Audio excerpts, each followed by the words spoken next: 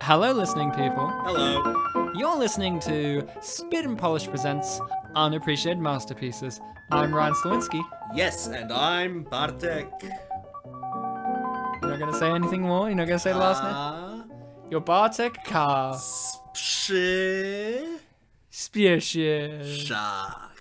Ah, the Love Shack, baby. Shak. Yeah, I said that. Yeah, Shaquille O'Neal. Shaquille O'Neal. Bartek Shaquille O'Neal. Bartek Kasprzyszak Shaquille O'Neal. So, we're spitting Polish, as you could tell, because we are both spitting, and we both happen to be Polish. Is that not right? Bartek O'Neal. I haven't spat in a while, but I do spit. That's good.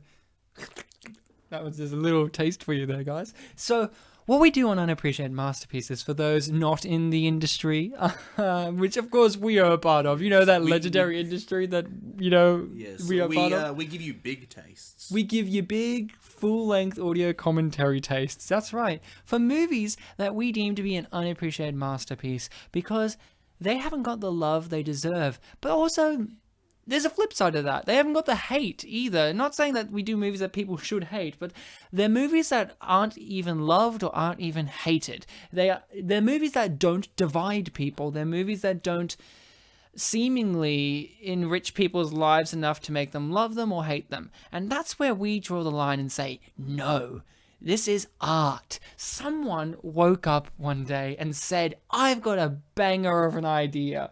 And said to themselves, I'm going to contact my producer friend and they're going to pitch that. And then that was pitched and that got followed through on. And people spent their lives, their hard-earned energy on trying to create a piece of art, a piece of entertainment, a film. And we, the general masses, for numerous amounts of reasons, which we try to explore in these commentaries, did not or would not or even could not, again, you know, accept the films at the time or even now. And that's what we're here to do. We're here to accept a film and to find the beauty within it that you people couldn't find the first time round. So to summarize, could've, would've, should've, but you didn't. But you didn't. You fucks. No, right. Let's calm down. We're going to remedy that this episode. We're going to... Okay. Oh, cool. You're not fucks yet, okay? I mean, you're going to be later, but maybe not now. So, Bartek, I'm calm now. Well, some people actually have the last name Fuch. And they're like... pronounced fucks. Yeah.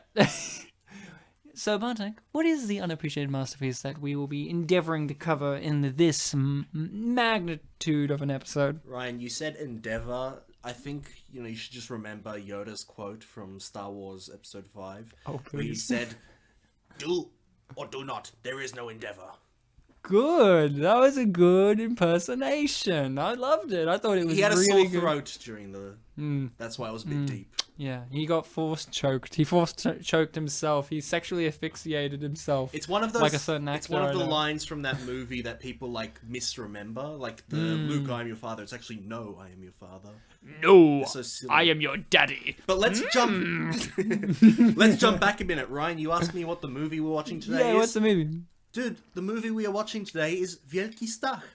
Oh, of course. I mean, look, this is embarrassing. We've been doing this for nearly 70 episodes, way over a year, and you say the title every time in Polish, and I don't know how to speak Polish. Mm-hmm. By now you think I would have picked up some of the vernacular, but I haven't, because the Polish language is very hard to learn, isn't it? It's very hard. Mm-hmm. I mean, it's not as hard as other languages, I mean... Is it the hardest language? You could argue that, but I don't think so. I think Armenian's pretty hard to learn. Mm-hmm. I don't know what the movie we're watching is. What is the movie we're watching, Bartek? Wielki? Of course. Big. Big. Stach? Yeah. Stan. Which is kind of weird, because the Polish version of Stan or Stanley is Stanisław. Wow, so we're watching Big with Tom Hanks on Stan, the streaming network? I knew it! What's that song that he sings in that movie? Cocoa Pop, Rock. In Big. What's the song he sings in Big? I don't know. I've got a feeling. I met a girl at the Frisky. You know that movie has Robert Loggia in it? I actually haven't seen the movie. The movie has Robert Loggia, who has one of my favorite Family Guy sketches in which he spells out his entire name, where he's like, R for Robert Loggia. But Bartek. Ladies and gentlemen, look to the left, look to the right. Big Stan! Big Stan from what year was it? 2007. What a year. And we need a guest who's a Stan expert. A big one. Because we've done Schneider on the show before, but Schneider was a small part of Surf Ninjas. Little Iggy. But we have now a Schneider expert. A Schneidspert. Who has Schneider himself? It could be Rob Schneider himself. Bartek, who is the Schneidspert for this episode? Despite the fact that I asked if it was Rob Schneider, I actually know the real answer. And the real answer is... Adam Sandler.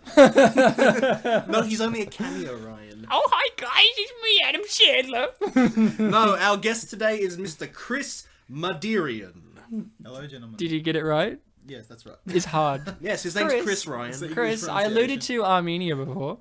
You're Armenian in descent, right? Oh, yes, that's Is right. that the right phrase to use, or is there another? Is it like no? It's not Armenian. It's army, right? Jesus. Armos. Armenian or Armo, or if you want to speak the language, you could be like, I'm high. You're high. That's actually what it means in Armenian. Please don't come to these under the influence of drugs. We're here to shed light on good movies. So Yes. Bartek. Yes? Could you hazard a guess at what the Armenian title for this movie would be? Because I think Chris knows, but I think I need to know if you know. Wasn't it something like Med Stan or something? Close. What was it? That's right. I don't really know what Stan is. I'm just going to go stun. So yeah, Meds means big. I'm just going to go Med Stun. So you don't actually know. You didn't look it up before. It sounds You're like- fucking it mess. sounds like You're the he's- Schneiderverse. This is the part of the Schneiderverse. It sounds You're like- a Schneider expert. As far as I know, Rob Schneider isn't Armenian in any way. He's a mixed race. Nobody knows what he is. One movie he'll play a Hawaiian. The next movie he plays an Asian. The next movie Plays a he plays a surfer. black. The next movie he plays a surfer. Next movie he plays Rob Schneider in Big Stan. And in Big Daddy, he played Adam Sandler's friend. Which one? He had like a moustache and an accent. Oh, the You Can Do It guy. of course. The one that The hippopotamus. he didn't like losing at poker. Like, you got to learn to lose. I hate Big Daddy, but luckily I love Big Stan. Now, guys, we're doing an audio I didn't commentary. even make that connection. What? The big Big. adjective. And yeah, I'm sure there's another big movie with him in it. Is he in Big? Maybe he's in Home Alone 2. Big. It was Home his Alone? first movie, Okay. and then he did my favorite Stallone, Judge Dredd. So get your copy of the movie ready, because you're going to watch this with us. Whether you have a copy that is, of course, legal, I imagine. Now, we're watching this magnificent film on Netflix, which is a great source for movies such as this. Now, we're not sponsored by them, of course. I mean, I'm really surprised that Big Stan isn't on Stan, to be honest. So get your copy ready, because I'm gonna do a countdown. I'm gonna 3, 2, 1, play, and you are going to hit play when I say play. Okay? So You said play like 3 times. they know the context. Bartek, stop being a motherfucker. So But what about when I listen to this and I freak out? well, you can just wet your pants like everybody else. So guys, Oh, yeah. get ready, because we're gonna start this in 3, 2, 1, play. Here we go. So we are currently like 3 seconds in. We are still on this crystal Yeah. sky. What a Sky network. Netflix isn't showing us the time. Netflix is the best source for schneid content. Now, Stan likes to think about things. Now, this was a movie where I had not got any information about this movie other than it's a Rob Schneider movie. And Chris, you're the reason why I have a history with this movie.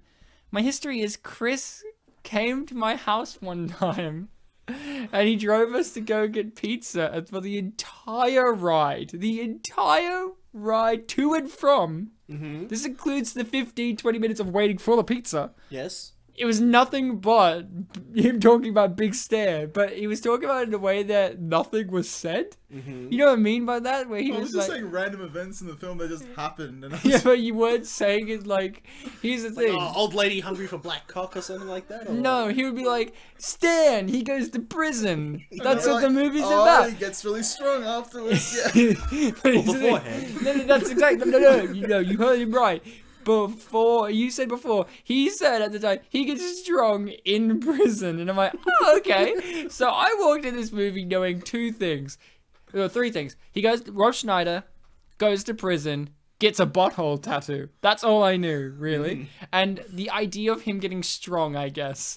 So I walked into this movie being like, okay, so Rob Schneider is going to go to prison instantly, and he's going to deal with the rape stuff, and he's going to find someone within the prison to teach him how to be strong and survive, and then that's what's going to happen. He's going to strong survive, and he'll use it for good or evil and whatever.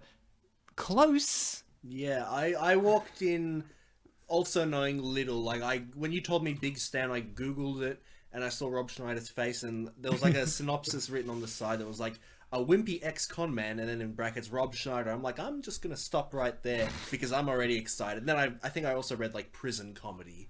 So, Yay. yeah, based on that information, I jumped to the conclusion that he would be a wimp entering prison. But I was very surprised to find that he developed his character and his body and his skills beforehand. Yeah, what a legend. Which really assisted in the film exploring its themes and messages. And he does spend the first half an hour just getting used to it, because it does start off like that, like a wimp, but now... So he doesn't actually go to jail. And... See, this is the thing where I contest. So first off, that secretary there, is that her? Is that his wife? No, not his wife. She's huh? That's not his wife. Because that is Olivia Munn, and this is her first movie, and that's her first scene and only scene, and we never see her again. Just wanted to point that out because when I read the trivia, it's like Olivia Munn's in the movie. I'm like, who is she? It's like the secretary. I'm like, I don't even remember her. But here's something that got me about this. Okay, Chris would talk incessantly about this movie. Incessantly. Forever and ever. And we're like moving on to different subjects of conversation. And Chris would come back to it. And I've nicknamed Chris in my phone and in real life, shut up. Because that's a constant phrase that even I use to Chris, who has just been non-stop in this episode. Can't get a word in edgewise. Talking about Armenians and how they're high. I mean, far out, Chris. Richard Kind's in this movie. Dick Kind. Paul Lasker from Spin City. What's an OJ Justice? Okay, now I'd just like to make take this point to say, Yeah, he's supposed to be going for fraud, right? Yeah, he's Like, going for fraud. They're saying but he hasn't. Apart from the first scene where he makes some generalized comments about some African Americans, we haven't actually really seen any fraud being committed, and it doesn't actually detail it at all on the court scene what it's about. So for all we know, he could be completely innocent of all this fraud. I think the fact he wants to bribe people. But he hasn't bribed them yet, so technically he hasn't done anything wrong. He's just a rich guy, a bit of a dickhead. Are these... I like how the photo looks nothing like it. I wasn't quite sure if that was intentional or not. Are these like timeshare things actually considered fraud, or was he? No. He was. Timeshares are a bit of a tricky thing to deal with, but like a lot of illegal dealings go on in timeshares. Yeah. I mainly know it from the South Park. So he's saying he's innocent, a crime in which he is innocent. Oh. Well, he's his lawyer. Hi, I'm the lawyer. He's guilty, but I'm pleading innocent. The judge, for some reason, is Deuce Bigelow's father. Oh, really? I knew the judge as the guy in the movie Office Space who builds this idea of, I want to get rich like the guy who made the pet rock. I have this idea for a mat that you jump on called a jump to conclusions mat, where it's just a mat with the word conclusions on it, and you just jump to it.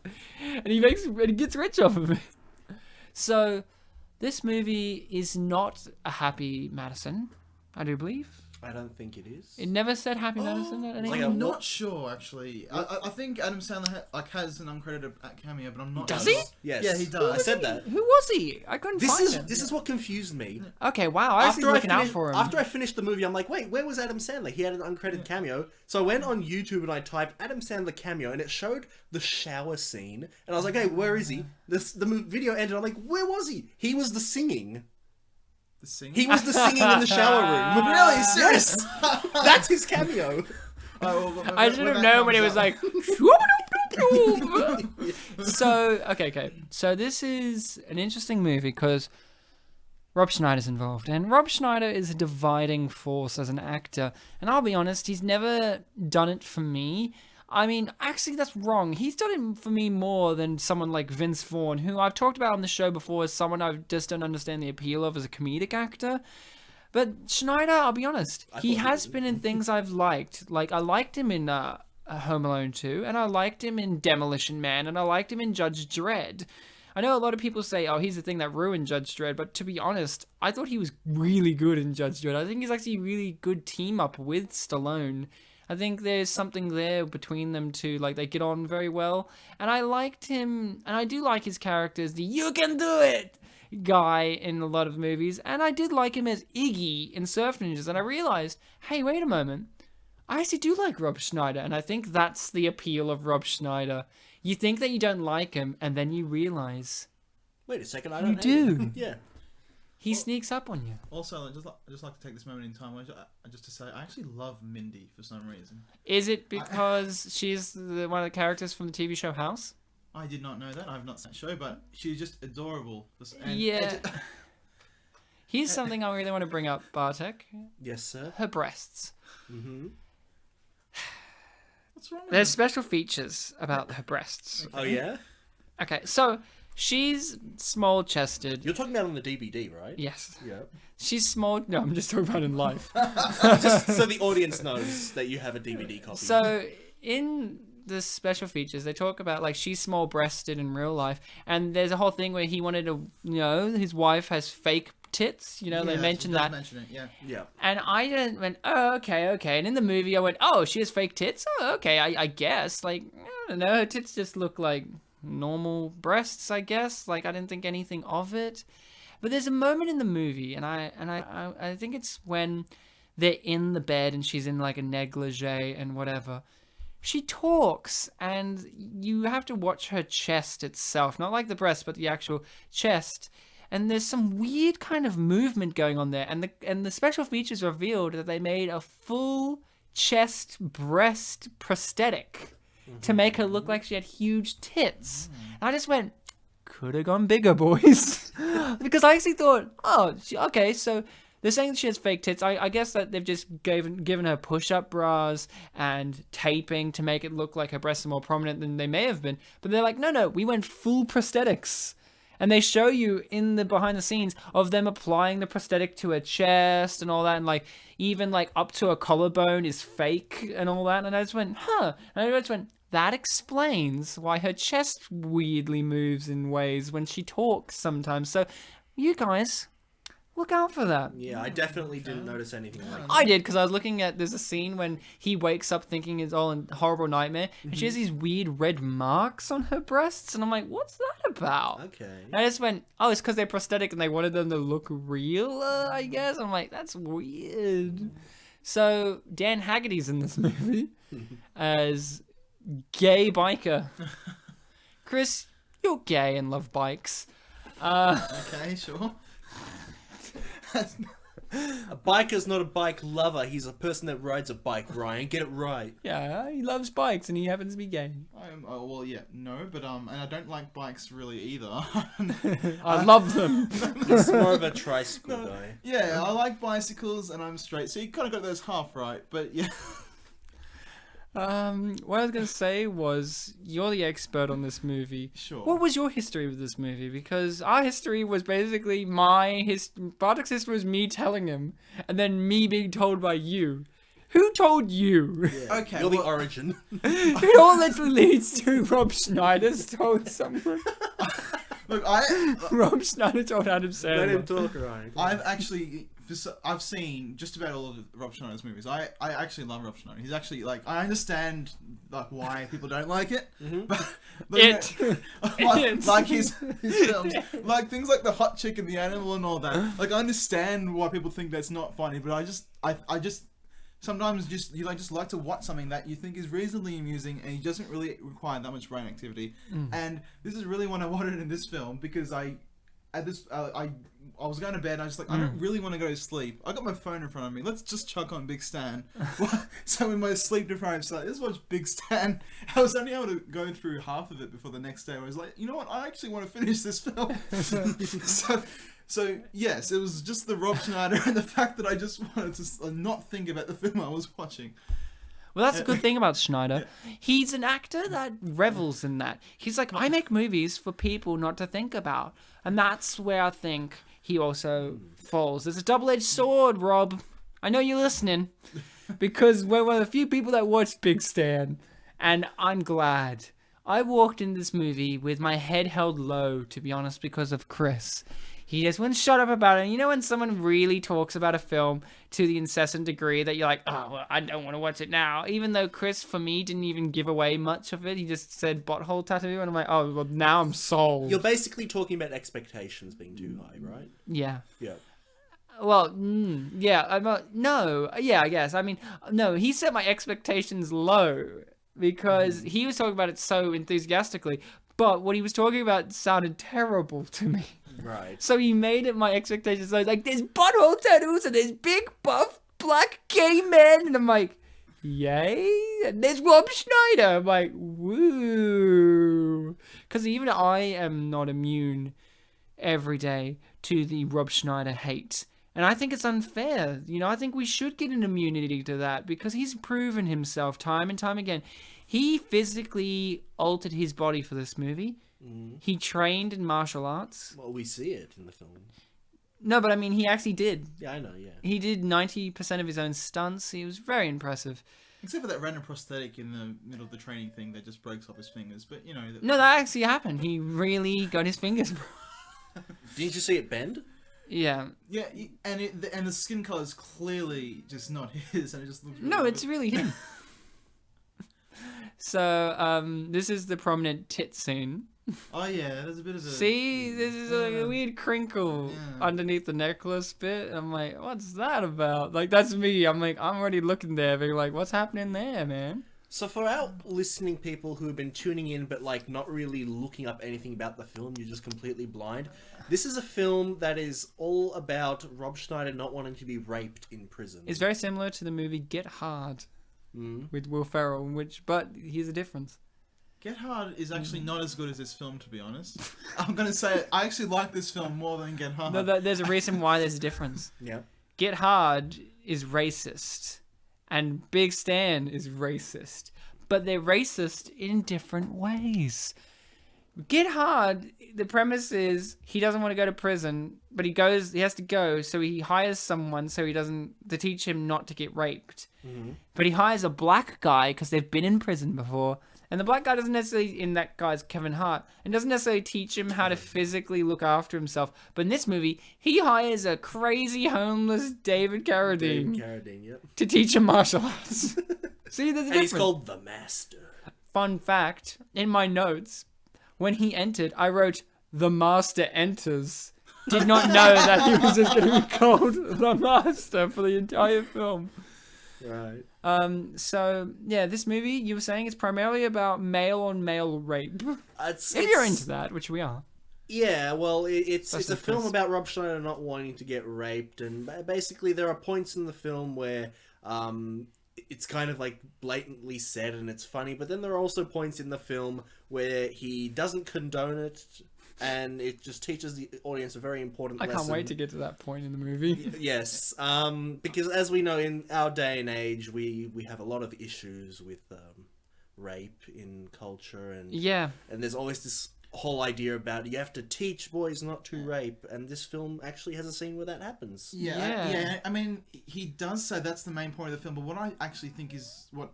I can't wait. Tell me. What the point is actually trying to, like, not get across, but what actually gets across more than the rape is that his transition. What a great line. His transition from being a complete arsehole, which was just in that previous scene, it was just like walking up and down, I'm fucking great, I'm gonna be amazing. And it just goes through this montage of him just being, yeah, I'm gonna, just ace this without anyone's help. And then just his transition all the way to the end where he's just the nicest, most loved guy in the prison. Yeah, he's the nicest guy. Yeah, his character transitions. Now, here's something that I've had a dispute with. I didn't love the movie as much as these two gentlemen here. Now, I said I walked in with my head held low and I came out with it held high. Something that I found one of the things that I found distracting is the synopsis that everyone said. Mm-hmm. Wimpy. Wimpy. It's not. I found it very weird in terms of I didn't find him a wimp. Me neither. I found him someone who was very self-motivated to the point of ego blocking him, like his ego blocking his true potential, right? That's why he's going to prison. But like, I found it was like, this guy's not a wimp. He's a realist. And he's like, I'm going to go to prison. I'm going to get raped. I don't want that to happen. I'm going to learn how to defend myself no matter what it takes. I'm going to be built. I'm going to do this. And I'm like, that sounds like a wimp to you? Yeah. He's automatically off the bat like, this is what I'm going to do. It's not like you spend 5 minutes of him crying and being a wimp and all that. Yeah, like the gay bar is like the closest we get to that, really. Yeah, but he goes there for the reason of learning what to do anyway. Yeah. It's not like he goes there just to drink his sorrows away and be a pansy about it. Yeah. He goes there specifically because he's like, there's going to be people who's gone to prison. They're going to teach me what to do. Yeah, and like the synopsis, and even I think the poster for the film, like we have the DVD right there. Yeah. He's between two muscles, basically. Yeah, and he looks afraid. I'm like, oh, that's not the kind of character we get in this. In this scene and it literally here, doesn't happen. In this scene here, he's preparing himself for anal rape. By having a dildo inserted in his anus. That's exactly it. And what a hero. Like, that's kind of something I thought about, Chris.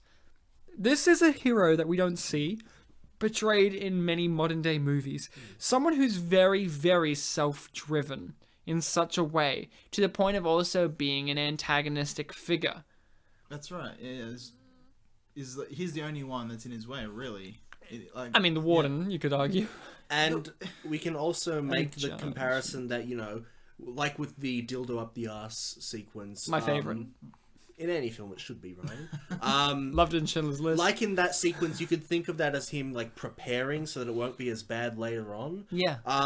That's also very much the whole idea behind vaccinations. You get a vaccination so that you'll be immune to a disease. So you can definitely read pro-vaccination themes into this film. Which Jim Carrey's against. Which Rob Schneider is very much, he's very much thinking about his audience and about the messages that he's going to teach everyone. That was beautiful, but here's something I wrote in my notes. I went, oh, they're going to do a funny scene in which Rob Schneider fights a child. Yeah. And then, no, it's some weird-looking man. Who happens to be on a similar belt level. Also, for some reason, the master doesn't have very good, temper. Hold on, which you probably should. He's not humble. I like what Ryan said there, because you could say the exact same thing in a later scene, and I think Rob Schneider does. Yeah, that's what I was just about to say. That when he just goes, "That's it," and you insulted me by that little insult. Like, I don't know what he said. Like, you're a pussy. Let's fight. It just fucks him up. I was more referring to the prison yard. Oh, the first fight. Yeah, the first fight. Like, who is that guy? Yeah. So, this is a movie that deals with something that Schneider, I think, deals with in a lot of his movies, which is racism. I think he deals with it in an interesting manner, which is something that's gotten him a lot of flack. I mentioned before he's played a lot of racism himself. He's kind of like the guy from Prince of Persia. I was just thinking. Jake Gyllenhaal. No. Not Ben Kingsley. No. Well, Ben Kingsley, yes. I was going to say him too. The guy who plays Doc Ock in Spider-Man. Alfred Molina. Alfred Molina and Rob Schneider are very similar. They both play lots of different races because they've got this weird ethnic background that you can't necessarily pin down. Like, Schneider gives you the feeling of what could be, but he doesn't look like a Schneider necessarily. Like, he kind of does, but he kind of doesn't. So I feel like he, in his comedy, plays with the idea of race a lot. In a movie like 50 First Dates, which I think is a higher end Adam Sandler movie, it's not perfect by any means, but I think he plays a Hawaiian person in that. And he himself, I don't know if he is Hawaiian, don't think he is, but he does it in a genuine, convincing way. And then there's times where he plays something like an Asian character, and it's very stereotypical, very racially insensitive, but he plays that on purpose. I think Schneider in his comedy is holding up a mirror to racial expectations. Yeah, but for some reason, for that one, I think that was the one he got the most flack because it was the most stereotypical one. But he was the one, with that one, he was the one that he defended the most because look, hang on, I'm part Oriental. Like, yeah, exactly. exactly. I should be able to do this. Yeah, and I pronounce you Chuck and Larry, I think. Yeah, I now pronounce you Chuck and Larry. And even though he did it very stereotypically, maybe he was just trying to make fun of himself, and people still got offended. Yeah, Go figure. and those are cases of people PC culture. people pointing out and reading racism into it. This film more actually acknowledges. Yeah, that's racism. where I was Yeah, leaning. I that's think right. this is because this is Rob Schneider's first directorial debut. This is his first film he directed. He's a director, actor, writer, everything. I didn't realize that until the credits. And this is something that I think is very important. In his first film that's in his control, it actually is a movie about race, because I think that's the difference. Adam Sandler, that's not something that appeals to him because he's just a rich white guy. While Rob Schneider, he has this ethnic background. He's, like you just said, part Oriental, all this stuff going on. And when he has a movie that's driven by him, race is prominent in there. And even when he's in a supporting role, he tries to do something about it. And I think that's very interesting. I think that's something to consider when people have a negative towards him, because I hear a lot of negatives with Rob Schneider about him being racist or culturally insensitive, and I think no, he is doing that on purpose. He's pushing boundaries. And also when and this is really me going back to the conversation he had with Dan Haggerty. He was like asking him like, are you racist, are you this, are you that, and he's like, no, I'm not racist. But he was actually like considering like, if I played a racist, like, in prison, would that, like, benefit me in any way? Yeah. And we had that whole discussion there, they had that, about how prison is a very violent place and that things that happen in society, which would be frowned upon, happen in there and aren't frowned upon. And even the warden says, like, yeah, whatever you do, that's your business. Yeah. So it really looks into like why people are racist or why people behave certain ways so that they can like fit into something and like be safe. So it acknowledges that there are the bad things, but that some people like, you know, have to do them for survival, I guess. Like even Dan Haggerty, he mentioned, you know, he raped people and he's not proud of it. Yeah, and I really like how Dan Haggerty, because this movie deals with rape too, which is a very it's a very unpleasant topic to put in a comedy. Yeah. And there have been comedies, mainly prison comedies, deal with the whole being raped thing as a Don't joke. drop the soap. All that as a joke. And that's, I think, where this movie differs from the rest. I think it really deals with it in both a crude and sophisticated manner, because it deals with it crude to begin with and delves it into being sophisticated, because that's Rob in the movie. He's crude and he learns to be sophisticated by the end. You know what I mean? And just makes everyone else sophisticated, Even though they didn't ask to and they were forced to. Well, yeah. Well, prison is rehabilitation. Yes. And yeah, this is an example of one of those prisons that do it badly, but he comes in and kind of sets them right. Yeah, I really like the Master, played brilliantly by David Carradine, who only died a year or two after this film. Well, no, didn't he do a few? I mean, maybe a few posthumous roles after this. Yeah. But I love how, obviously, he's probably more popular in his 21st century role of Kill Bill, but before that it was in Kung Fu. So, but he wasn't, I feel like it's kind of to a full circle now. He's the master. Yeah. Now he's the master, where now Not the student. Yeah. Not the student. And he was considered, David Carradine had a really tragic career in life. You know, he was considered to be the next Bruce Lee in terms of things. He really was built up like that. And his series failed, and he suffered from serious alcoholism and did movies for beer money. And they're funny. Trust me, they're funny. But he's still like, but he's always into the martial arts. And then he did something like Kill Bill, which really rejuvenated him because, Quentin Tarantino knows his cult stars and what they're good for and revives them in interesting new ways. And then, this is one of his last movies in which he's taken the piss out of himself as a person, as an actor. And I really appreciate it. David Carradine, he you know how he died, don't you, Bartek? Was it like autoerotic asphyxiation? Yeah, classy. I mentioned that before. And this is a great scene because, fun fact, in the trivia, no, not in the trivia, in the behind the scenes, Rob Schneider talked about, like, he was really hitting him with the stick on fire and hitting him specifically on the nipples because that hurt the most because it was 2:00 in the morning and David Carradine didn't want to be there. He was like, this teaches you your shit. Apparently, the moments where he slapped Rob Schneider were actually him slapping him because he was upset to be there. Right. Now, this is the scene that was on the cover of the DVD, which is the reason why I didn't immediately go out and watch it. It didn't really look like a comfortable film to watch. And it doesn't look very comfortable, but doesn't seem to be in pain. I mean, he wasn't interested. My thing was, actually, I didn't realize that I thought he was wearing a sweatshirt. I didn't realize that was his skin until I had to look at the special features, and they're like, "Yeah, we made this prosthetic of Rob's chest." I'm like, "Oh boy." Yeah. Bartek, you've eaten exotic foods, I imagine. You've been to various countries around the world. What's the most exotic or different thing you've eaten, or strange thing? A penis. I knew it. What about you, Chris? What's the most exotic thing? Yeah. I've eaten heart before. A What? cow's heart. Raw? It wasn't raw, but I was biting into it thinking it was maybe some meat, and the texture of it felt really wrong, and I was like, what is this? And my dad was like, that's a cow's heart, son. Oh, great. It wasn't too bad, sure. But Was it good? Yes, what would have made it better? Maybe if it didn't actually feel like you were actually biting into someone's heart, perhaps not, because that's exactly what it feels like. But maybe I'm turned on by that. Well, perhaps that's exactly what you need in your life, Ryan. That's very cold to bite into a heart. If it's still warm, it's good.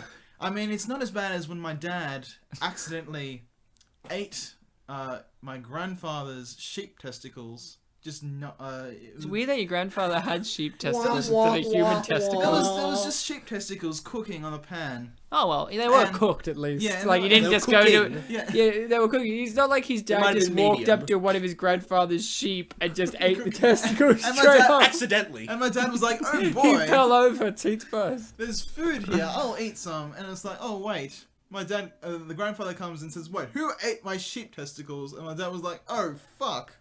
Why did I eat that? But that's the exotic food anecdote that I have. See, that was exotic, but here's something exotic.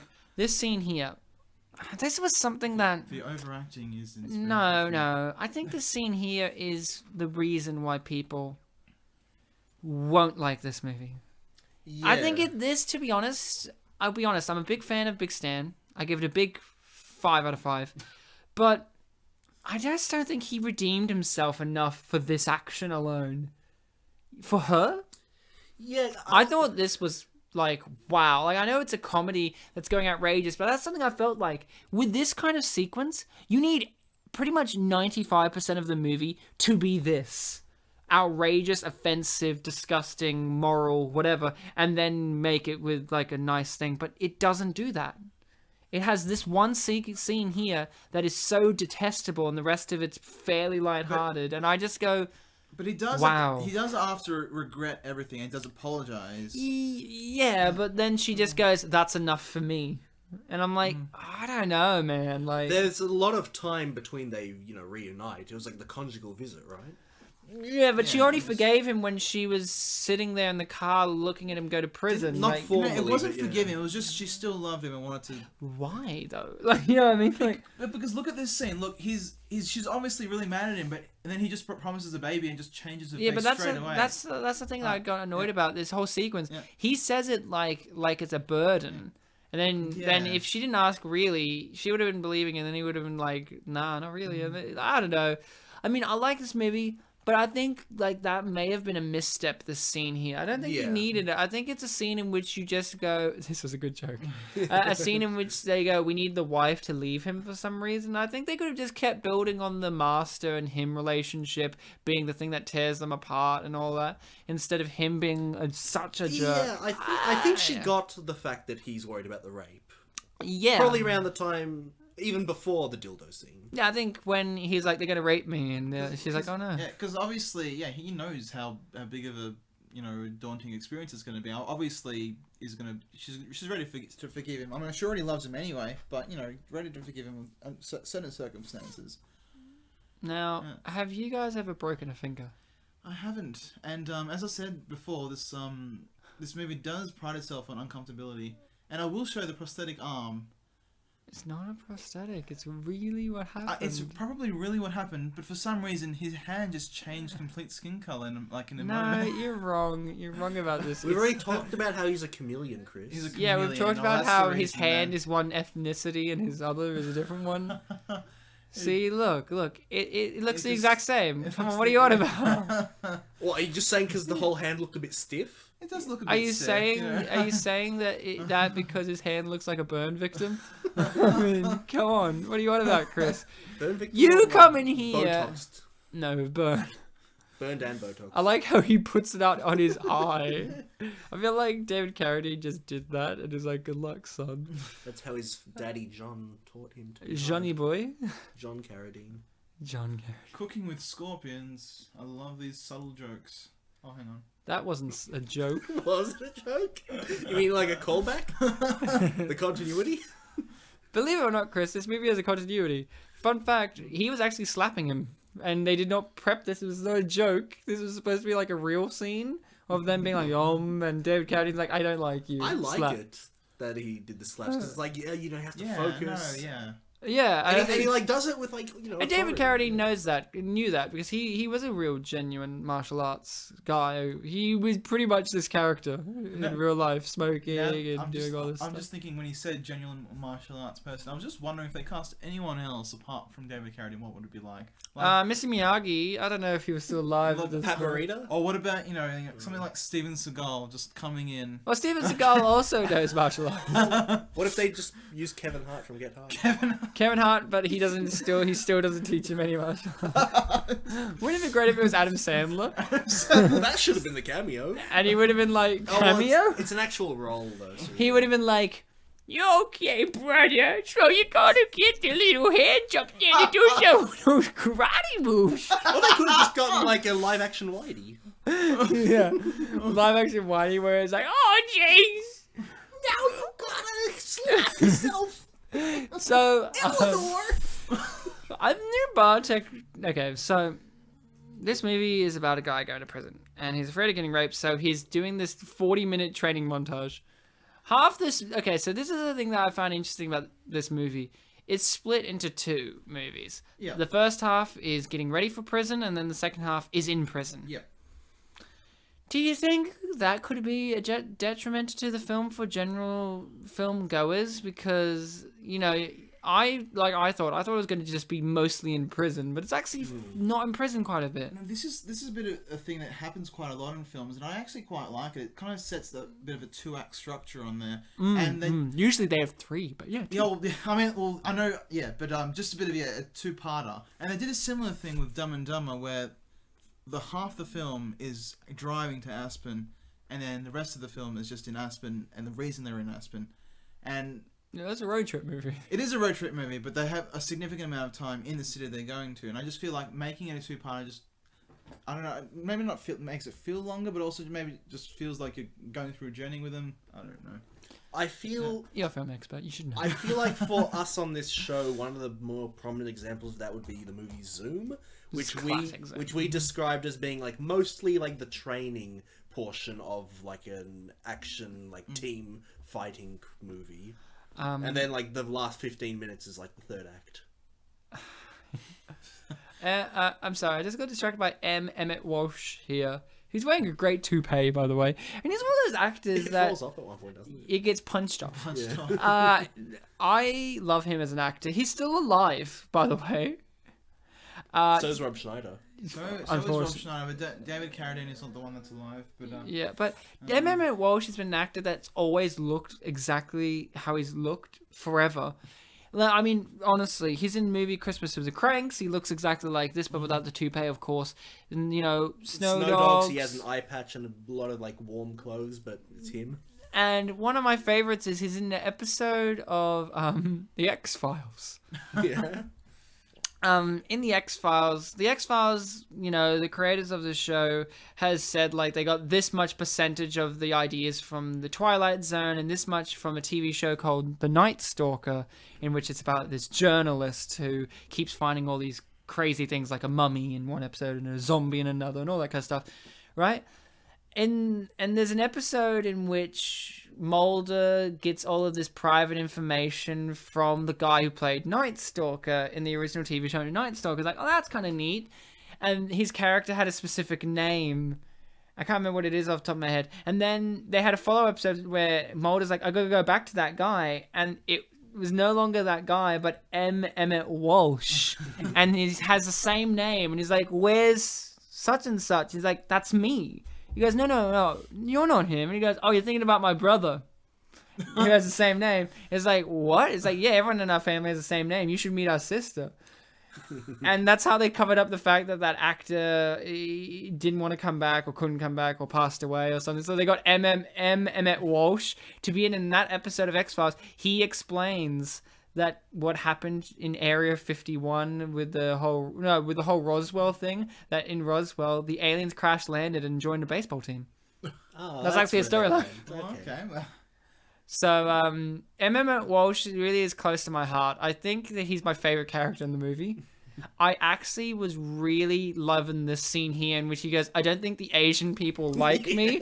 And then that is actually called back upon later in the movie when the Asian people attack him for no specific reason other than... That and he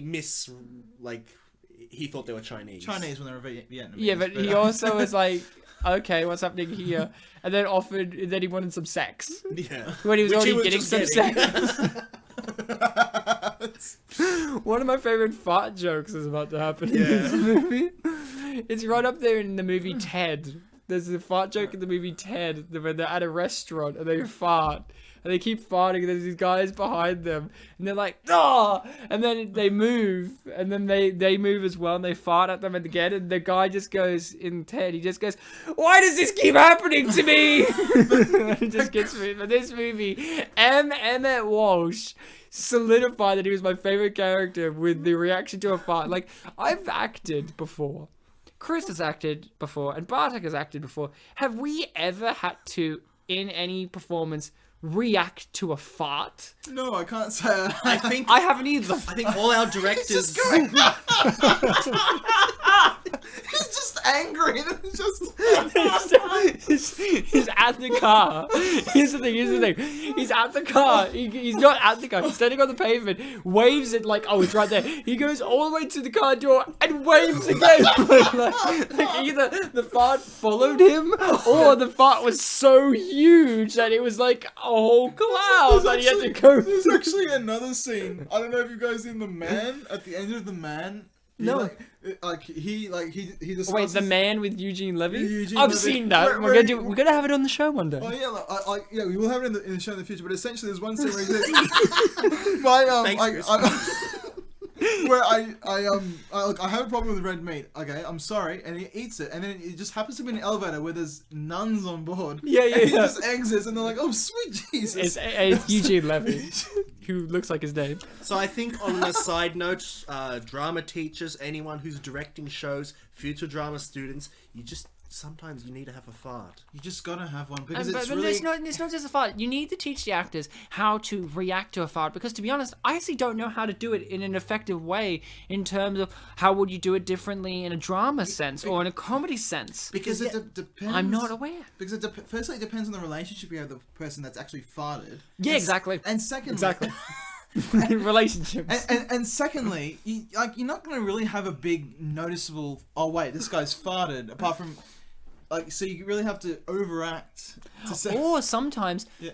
Some of the best reactions to a fart is the most understated reaction in which you see them sniff and they don't give a reaction, and that is like, it's so bad that they don't want to react. Yeah. So there's such art to farts. I mean, it's like It's not only it's like the funny thing that's transcended all of history. that and poo. Yeah. And here's the thing, you know. And pissing, by the way, which is quite prominent in this movie. Like, Yeah, piss is a piss. Piss does with this play scene. into this. I do think farts are the most. And common, Herschel really doesn't like you pissing on his strawberries. That's the main thing. Yeah, I like how you thought this garden was gonna do something. Like, I actually was thinking, Henry Gibson's in this movie, and we all know Henry Gibson, don't we? He's the nice elderly man. Oh, shorts. Shorts. We all yeah. know him as an actor. Yes, have we seen Henry Gibson before Yeah, he was in Blues Brothers, right? as the Nazi? As the head Nazi. And he looks the exact same, except for he's less blonde in this movie. But he was still white-haired, basically, Also- in the Blues Brothers. Well, just to interrupt you quickly, this is the random tattoo scene that's only appeared once in the entire film. He gets a tattoo just for this one joke, and then that's it. Yeah, and here's the thing. Bartek said to me, he said, "Oh, Ryan, you're going in blind." And I go, "No, Chris gave me a little slice about a butthole tattoo." And you said, Bartek, straight off the bat in a Facebook message, "Oh, we'll brainstorm that one on the show." Yeah, because What do you want to bring? What it is? Is that what you meant? Or like, how he got, like... Could it be? You know, yeah, that was my what's suggestion. Like, that was me subtly saying you don't see it, so we'd have to think about what it was. It's like the suitcase in Pulp Fiction. Like the suitcase, his butthole is literally the suitcase in pop. You know what it is? When they look into his butthole, you see John Travolta and Samuel Jackson. Like, observing, like, what is this? What are we looking at? Just going, where am I? And my favorite interpretation, Bartek, I hope you had this. I hope when I say this, you're gonna say yes. I really hope the tattoo is of Adam Sandler. And they're like, it's like look into the eyes of an alien. I'm like, you're dead straight. And then no one would want to rape Adam Sandler's mouth. Maybe. Like, you know, that's what I mean. Like, it's his mouth. In the future, if we can, like, make gifts into tattoos, we could have a lot of fun with them. Oh boy, could we not? But no, you can get tattoos on certain parts of your body that move and they do cool things. Yeah, well, like, if you have, like, the skin to move. I was really hoping that Henry Gibson. They literally had that in this movie. The head Nazi, who's not Vince Vaughn, gets, like, his face on the belly He's button. not Vince Vaughn. I thought he was Vince Vaughn for a Really? I thought he was Johnny Knoxville. Okay, Chris, you're an expert, but you see this head Nazi, who you are obviously a big fan of. Can you please tell me which one he looks like more? Do you Vince Vaughn or Johnny Knoxville? Wait, the head Nazi in this film. Yeah, Yes. of the I white. personally Not thought. shorts. I personally thought he looked like. I mean, I'll let you know which one of you. But I personally thought he looked like. I don't know if you played Grand Theft Auto 5, but Trevor from Grand Theft Yeah. Auto 5. Oh, yeah. He's not, but He's that's... not, but it's like, is this Trevor? No, it's not really, but you know. Wow, yeah. I love the Scientologist joke. It's just- I was really expecting. Here's my twist that I want to put onto you. When David Carradine said, "You're my number one, not my number one, you're my number two student. My number one used his forces for evil." I'm like, okay, they're setting this up. Yeah. I really wanted it to be Henry Gibson. See, Trevor. Oh, yeah, like, young Trevor at the beginge of the game. Yeah, I'm not saying it as much, but I see Johnny Knoxville. Johnny Knoxville a little bit more than Vince Vaughn. Vince Vaughn? You just want Vince Vaughn to be in prison, as do I. I don't have, like, So, I don't Bartek- have strong feelings about Vince Vaughn. I No just one thought it was does. him. No one should other than me. You have strong feelings. I know, no one should, and I shouldn't. So, Bartek, I really wanted to guess your favorite character in this movie. Wow, good timing, Ryan. What And is my I favorite said to character? myself, It actually is my favorite character as well. and I said to myself, it's Big Raymond. Yes, of course, it's Big Raymond.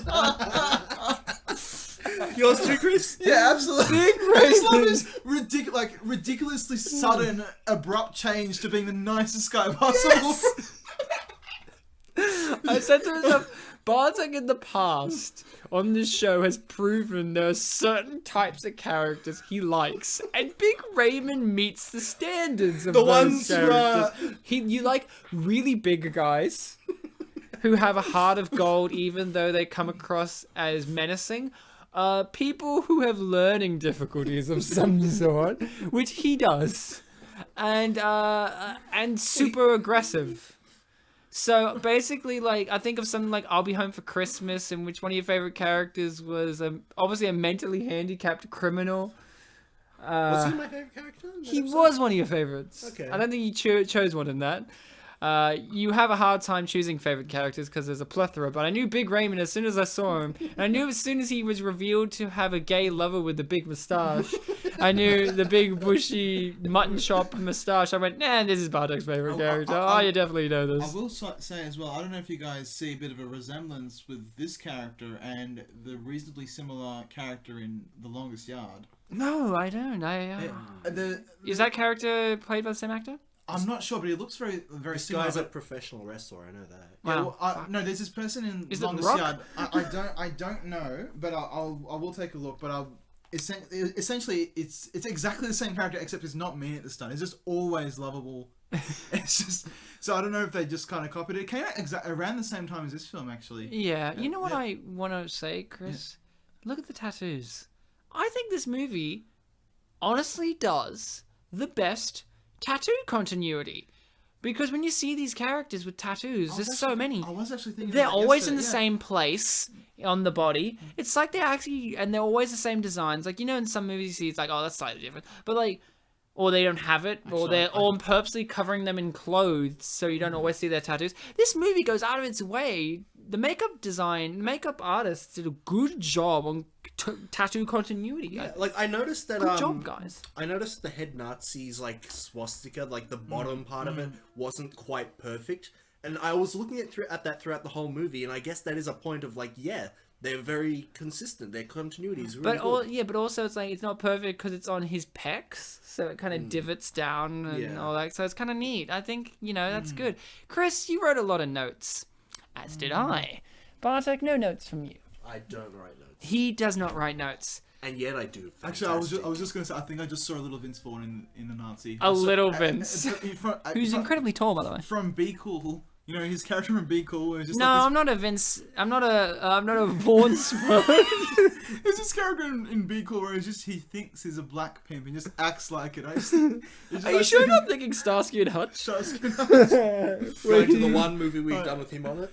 Hey, which is actually a is good movie. the I like big that film. mean rapist guy in The Longest Yard Terry Crews? No, not that one. Okay, No. phew. No. That I'm thinking Terry Crews. So you wrote a lot of notes, Chris, as did I. Chris wrote notes for specific scenes. Like his first one was blacks. Well, I just wanted to know Because an what- elderly woman loved black cock so I much. just wanted to write the scene so I know what the scene was about. Just so I know. As did I. My notes I've shared on the show before, but some of mine are just like a real hero, unrapeable. And then there was a bit where it was like they talked about him being a sexy man, and I'm like, sexy man? Like everyone's in the movie was like, he's a sexy man. I'm like, really? Rob Schneider? I mean, I guess. Like He wrote the film, Ryan, so you know it's true. No, he didn't write it. He directed it. You said that he directed, starred, writ. He's produced. a director. He directed- actor, I don't writer. know. I don't think he wrote the. I don't know if he came up with the story, but he definitely didn't write the script. Josh Lieb wrote the script. Yeah. Okay, but he produced it, so you know. Oh, definitely. And one of my favorite things I kept writing was finger him, where every now and then he would use his finger of death to finger someone. Also, where's this guy come from? Like straight from Dumb and Dumber, and just never see him again. What? No, he's the chef. Yeah, this is the guy I alluded to earlier. I love the man. There was a man in the background that I wrote this in my notes. He said, yelled at, yo, man, even the Asian man. Like, you killing even the Asian man. Now, here's something. Oh yeah. There was that one time where one of them grabbed the stick and everyone's like, "Yeah, grab the stick, grab the stick." Grab the And stick. one guy's like, don't. and then after he gets hit, he's like, "Oh, I told him not to grab the stick." And that was Adam Sandler. Just every- No, don't grab that stick, boy. You can do it. Give me this fucking buzz. That's the best part of the animal. Is just him. Good on just Adam Sandler. Adam needing to Sandler's- not needing to physically show up. Yeah, if I was Adam Sandler, I wouldn't want to physically show up either in movies. But you want to sing in the shower scene. Oh, I want to sing in the shower scene. It's like there's a movie called The Three Amigos with Steve Martin, Martin Short, and Chevy Chase. Double Duck. And there's a scene in which That's there's a Musketeers, I'm sorry. there's a singing bush. They need to find something. They find the singing bush, and the singing bush is the voice of the music composer, the composer for the film, who's Oh, what's his name? The guy who does the songs on Toy Story. Randy Newman. Randy Newman. Randy Newman is casually there singing Bush, and the Bush is like, he speaks like this, I'm singing Bush, and all he's doing is just going, and it's like, at the credits, he's got in big letters, Randy Newman as singing Bush, and I'm just like, wow. When I was in year 11 doing media, one of the pairs in our class who was making a film for the media assessment, they basically wanted to do Super Size Me, but with like energy drinks. And in it, they wanted me to play the doctor who like tells the main character like, don't do this is gonna be bad for your health.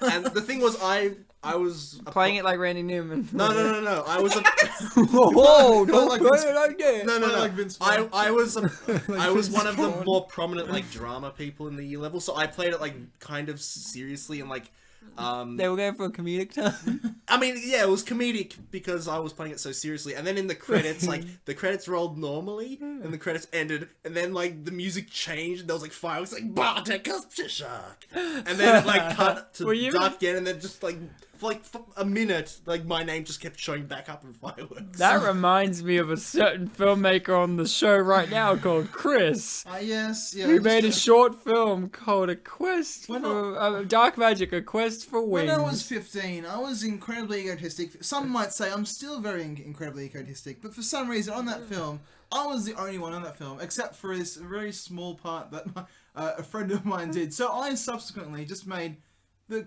5-minute credit sequence with just my name appearing for 5 minutes, and I would do He wrote, written by Chris. music. Directed by Chris, edited by Chris, and then starring Chris, because there was 2 characters, and then it was just like idea by Chris, bubble map by Chris, and then this is the best part, credits by Chris. obviously. Super obvious that I made those credits. Yeah. Second And contender. I was 15 years old, and yeah. You're a legend, and guys, you should check his films out. They're great. And I remember, because there was a thing at that school called Flickfest, which was like a night where people would show off a bunch of the media films they made. And the 2 guys who made that film, they put their film into the Flickfest, but they didn't show up. So when You showed up there. yeah, because I had a film in it as well. Oh, good. So I showed up and they played that film, and at the end of each film, people would like say, okay, whoever made this, could you please come up and have a little chat with us? No one turned up for that, so I guess I was like, I'll just say, okay, I'll go up. And they're like, hi, I'm Bartek. And I basically said that right after the credits of like showing off my name, so everyone laughed at that. I'm like, I didn't make the film, but I was in it, as you can tell. So, my second favorite character just appeared, which is Prison Guard, who later becomes Warden. I really liked him because he was the guy that really played with the different trope of prison guard. He was nice prison guard, not evil prison guard, but he was still the prison guard. Like, he would still be like, get here, da-da-da, blah, blah, blah, and push him around, but He's still got a was job like, to do, but yeah, not a he's bitch. doing his job. Well, the Warden, not doing his job. Now, Bartek, you said something very weird about the Warden, didn't you, before we started this? There's a point throughout when I was watching this film, I didn't know who the Warden's actor was, but there was one point later in the film, and I didn't mention this to you guys, but it was when the prisoners suddenly started dancing, and he reacted to it, and for some reason my mind just like, I thought that he was the guy that played Emperor Palpatine from the Star Wars prequels. And the original. And actually that too, but yeah, but in the prequels, like, he appears like More. before he's like, you know, morphed. Oh, you say this is before Morph. Yeah, so this is a Oh, did you think I was talking about when he was like cloaked up? Yeah, because when you're saying he reacts and he's like, "Ugh," I'm like, well, when I think of Palpatine, I think of him being like, "Ugh." See, when I think Palpatine, I think like when Senator Palpatine, Yeah. and when you say the Emperor, you think Darth Yeah. Sidious. Yeah, I don't know. I think of it just being like, do it, That do it. That's not the way of the Jedi. Do it. Slices his head off. But, Good. whereas Kill him. whereas my immediate reaction to the actor was like, oh my god, it's Herschel. Who's Herschel? I actually don't know this actor. Oh well, from The Walking Dead. He's a prominent character from The Walking Dead. Is he got a beard He has got a beard in that. and a bucket hat? I can't remember. Perhaps. Is he like an nice elderly gentleman? Yeah, he has. Yeah, he was my favorite character in The Walking Dead because I don't like The Walking Dead. He was like one character who's nice. He's nice, yeah? Yeah, he's nice. And at one stage, I think he's just walking on one leg. He's got a bit of a limp at the in the later seasons. Does he become a zombo? Everyone becomes a zombo. I'm not that far in the series yet. Everyone becomes a zombo. Except for Rick. But yeah. Spoiler alert. No, everyone becomes a zombo in really? the end. In the end. We all die and come back to life. Adam Sandler. Stan singing with. That's it. That's the cameo. Adam Sandler sings. For people who do not have hearing, I'll sing it for you. No, your boy. it's a technical foul. It's a check. Oh, yes. Come in here. The real singing is oh yes, my friends, but I like it but because it's got a nice chunky body. Hey Ryan. I like to sing in the butt shower scene because it's got a butt. Wait, hold on, Ryan. You know how he has a knife? Knife him. He didn't buy it with money. Oh, that's a Surf Ninjas reference. In the film Surf Ninjas, Rob Schneider contests a famous line, which is, was it like I've actually watched. There's a video of this on YouTube, just that sequence. It's like these are knives that even money can't buy. And I'm like, what? The father of the two. Oh, sorry, the actor's Uncle. the father. The uncle of the two main guys talks about how in this cave, Surf Ninjas, in Surf Ninjas, there's something fantastic buried in this cave, and someone asks, "Oh, is it money?" And he's like, "No, it's something money can't buy." And he's like, "It's the knives of blah, something." And then Rob Schneider goes on this like on the best movie rant I've ever heard. it's like in a a 45-second sequence of him just talking and about the black detective that's in the movie joining in, going, "Yeah, you're right. I guess money can't buy knives." One day I walked into a store with $100,000 and said, "Hey, could you give me some knives?" Like, no, money can't buy knives. And he just would not let it go. Well, as you can see, no, he didn't. He made these, and he did say that he made these nunchucks out of 3 bars or so, but there's obviously 6, so I don't know if you can count. No, Rob Schneider Talking is. about knives. We're talking about knives now. Knives only. The shivs. Yeah, but later on they actually do have knives because the prison guard gives them weapons. Look at Rob here. Now, I thought this no urinating thing was going to really play into the idea that they actually will cut off someone's The security dick. guy just walked past. And he's not doing anything. Yeah, but is he looking? I didn't actually figure out that he was peeing for quite some time. I'm like, oh, they're just leaning and I talking. worked it out at this point. Oh, when their sound started happening? The fact that he's like, kind of adjusting himself, his hands Well, he's are, a forward. frequent masturbator. He's already talked about this. Chronic, wasn't it? Oh, alright. He's got a medical disease. It's called the Masto's disease, in which that's actually jizz. He's just old. It comes out very liquidy. And he pees on the 2 strawberries. That happened to eat later on. I didn't notice that he only peed on 2 specific strawberries. Now, here's the scene that really kicked off the drama of the movie. Only Emmett Walsh can kick off a drama in a comedy. I was really worried for Emmett Walsh. Emmett. It's really hard, isn't it? I don't know. No. Or Emmett. No. Or M. No, it's like calling Samuel L. Jackson Sam Jackson. It just doesn't feel right. Will Macy. Yeah, it's like calling him Bill Macy, which you did constantly. Emmett Walsh. I don't even know what the M stands for. I'm gonna guess Mihail Emmett Walsh. Mihail. Yeah, that's a Jewish term. Okay. Term. Yeah, it's a term for Maybe it stands for Merry Christmas. people who or I don't know, it's a specific role, I think. I don't know if I'm even pronouncing it right. For people who are in charge of circumcision. Okay. There's people cut off. I thought it was just rabbis. No, they have a specific title, the Mihail, or the Mihailum or something. I know this because I'm not Jewish. So, I really worried for Emmett Walsh because this movie made me believe that they killed him. Did you believe this, guys? I did. Well, I can't remember, but they didn't, Ryan. It's okay. It's okay. Oh, thank God, Chris. I needed your confirmation. Did we only see a punch? We Well, saw a the punch. thing that made me think that was they had that horror movie shot of the knife opening up the door, but I thought, oh no, and then these shadowy guys who we know are willing to do murder, and him being upset, and then this woman, they did a punch, but it didn't necessarily come across as just like that's what's just gonna happen. Yeah, I'm not contesting your own because I just jumped to the conclusion like, oh, but they killed him. They're mobsters. Why would Yeah, they exactly. not? And I was like, So when he came back, it was like, what? oh, that's nice. and I So felt that- like, they- oh, thank God. so I that mean, little- I really wouldn't have liked a scene in which he got parole so he can go to his lawyer's funeral, and he's like, why did they do this to me?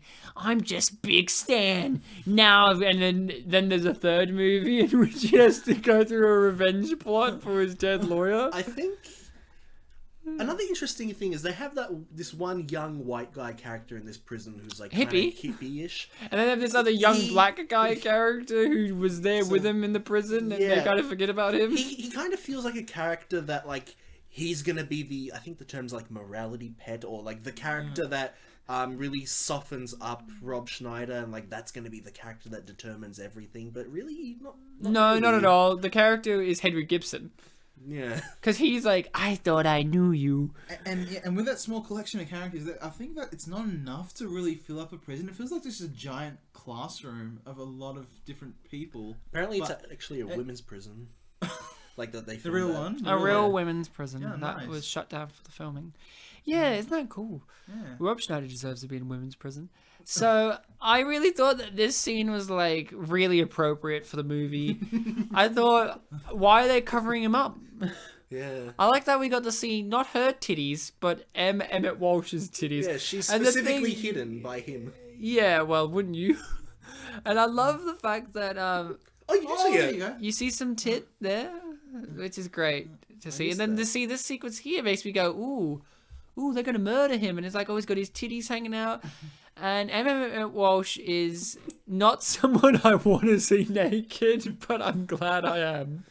So I'm laughing because every time you say Emmett Walsh, it sounds like Emmy Walsh. Walsh. Okay, you know who he would? Oh Billy my Bennett. God! You know what I just thought of? Yeah, If they ever made a live action portrayal of Looney Tunes, Elmer Fudd. he would make a great Elmer Fudd. Would he not? Would he not? Look at him. And he was like, And look oh, at this the completely rabbit. cartoon reaction. It's just like, oh, boop. So she kicked him, sorry. She Oh, kicked him. yeah. She roundhoused him in the face and his wig went in the opposite direction. So throughout the movie, Henry Gibson has these pictures of this Japanese woman, this Asian backdrop.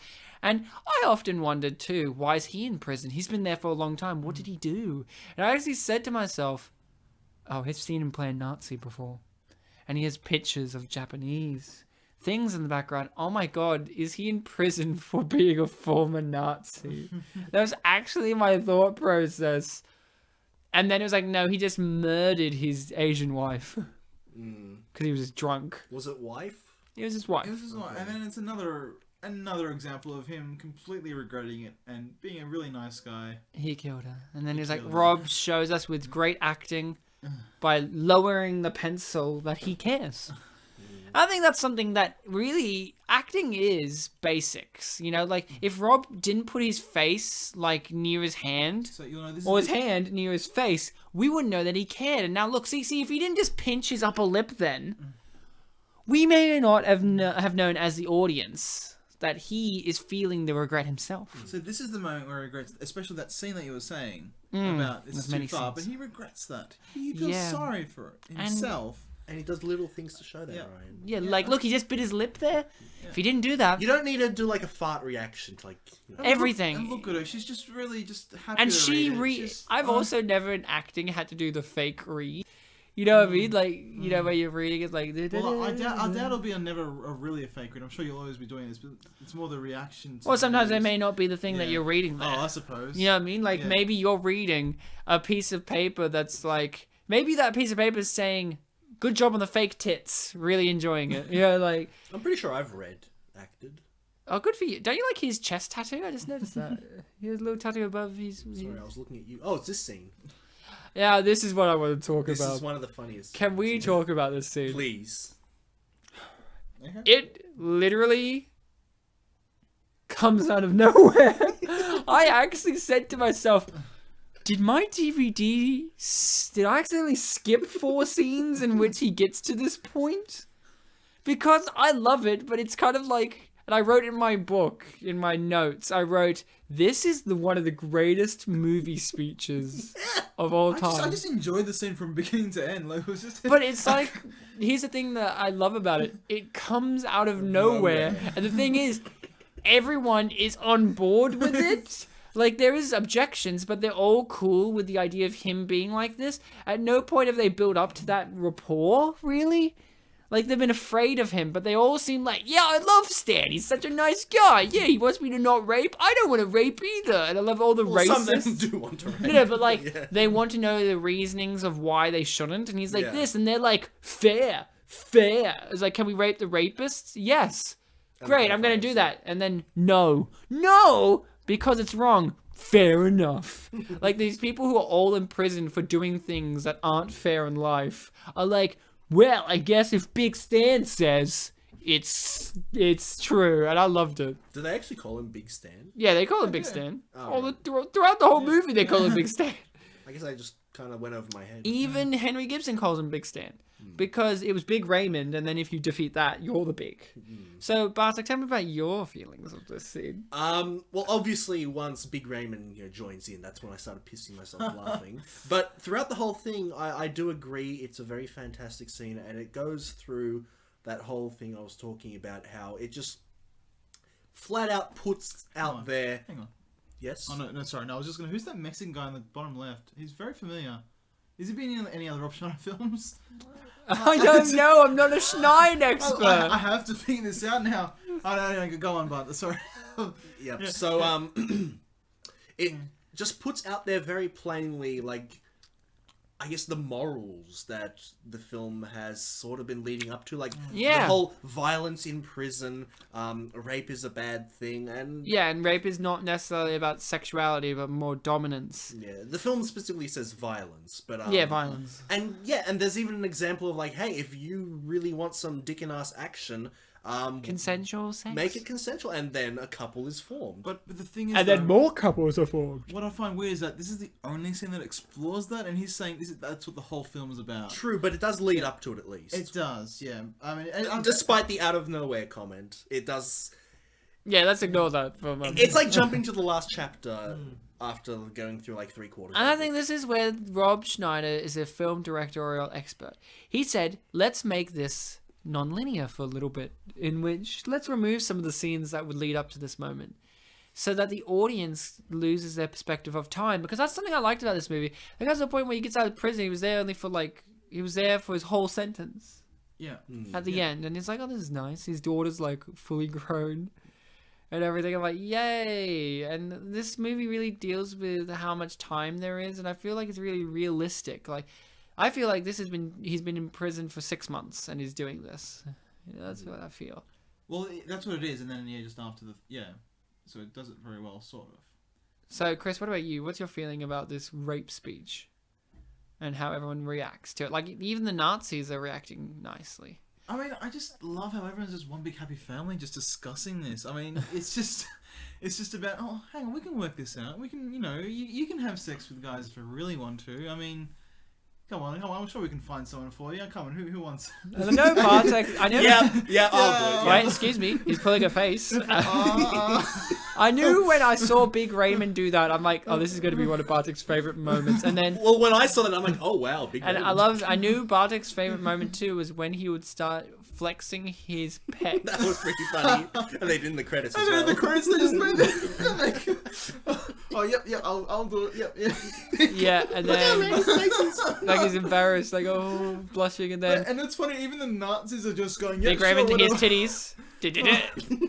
Like, and Even the conservative Nazis are just And then, going, but yeah, whatever. here's the moment that this made me go, ooh, okay, they're going to do this Yeah. plot in which one of them's not involved and he's going to derail the whole thing. And I went, oh, don't do that. I hate that. And you know what? And the film's like, did you say that, Ryan? Fuck you. We're not going to do it. Okay then. And they just We'll give him a tattoo of Big Stan. They just have And one no, joke at before the that, end. before that, we're going to make sure that you see that he's out of the hospital from shitting himself and he dances to the Latina music. Yeah. And he enjoys the mariachi stuff, and that shows you that he's changed, and the Nazis have changed together. And yeah, there's a moment where Big Stan ruins it all by saying, hey, fuck you guys, look after yourselves. But you know what that Nazi does? He says, hey, young hippie guy, become a Nazi like me, and I'll look after you. See, this movie is really about unity. It's about rebellion. You know, it's about race. It's about sexism and homophobia. It's about the fear of violence and violence itself, you know. And I think a comedy tackling such big issues, well, I think that alone makes this a movie that wouldn't stand to general masses. You go to get it the movie, when you see a comedy, something like say Guardians of the Galaxy or something, you want to go there to have a fun, silly, nonsense time. But then there's movies like this, or movies, say, something like recently a movie called Get Out, where they're playing as comedies, but they're dealing with these big, serious issues in these really big ways. And people just don't want to take that. They just don't want that. They're like, no, I want to see a silly movie with Will Ferrell in which he deals with male rape, but he does it in a silly way, you know? Like, this is a Rob Schneider production, people. Yeah. And Rob, you know, if I could call him Bob... Bob Bobbert. Bob Schneider. Bobby Schneider, Bobby Schneids. BS, I would call it. Yes. BS is a big friend of mine and a big friend of the show because we've seen him blossom from a supporting character to now a leading man before our eyes. Bartek, what is your view on Rob Schneider in comparison to him being a supporting actor and a leading man? Which do you prefer? Which do you think he's better at? Or what's your general interpretations of it all? Well, I mainly knew him as his supporting roles, but I didn't really think about them too much until like we did Surf Ninjas and we talked about him so much. So I always kind of had Rob Schneider in my head as being that guy a lot of people complain about, while not really experiencing him much myself. And definitely watching this film, him in the lead, like when I walked in, I was thinking like, oh, this is going to be like really silly. I'm going to see what everyone's complaining about. And then, yeah, at the start of the movie, he is kind of like this goofy character. But then once he comes into the prison and is like dealing with things seriously, actually having a character, and there's a sort of logic to his actions, like withstanding the scene of him yelling at his wife about how they're about to get raped. I feel like, yeah, he nailed it. And in fact, I wanted to bring this up, and I think this is a good transition. I didn't research this too thoroughly, but apparently he and Roger Ebert had a bit of a beef going on. No! It was apparently Roger Ebert. Bob Ebert, yeah. Roger Ebert wrote a book called Your Movie Sucks, which Yeah. is about movie making. Apparently, it was a reference to the title of his review of Deuce Bigalow. Yeah. Apparently, a lot of the criticisms he had on Rob Schneider's works are that this is why, you know, more films made by Hollywood don't get Academy Awards. And someone sent a bunch of questions to Rob Schneider, basically trying to get his opinion on it. And I read part of Rob Schneider's response. It was a very big one.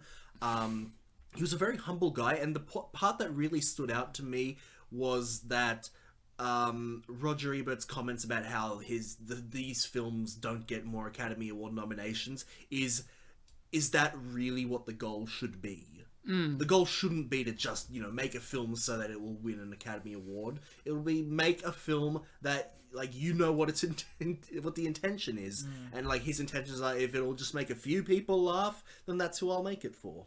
Exactly. Which I think you already said in this episode. Yeah, that's Rob in a nutshell. Or Bob. Well, and there is a difference in his supporting roles and his main roles. His supporting roles, unless just go full out and just, as you said, Yeah, he goes full crazy. full on his different races. Whereas on his lead roles, he likes to play kind of himself, but make the story itself crazy. Yeah, And that's something to appreciate. Here's something I want to ask you boys, though. Sandler has to be asked about. Sandler is a bigger success overall with his films. He's got more of them.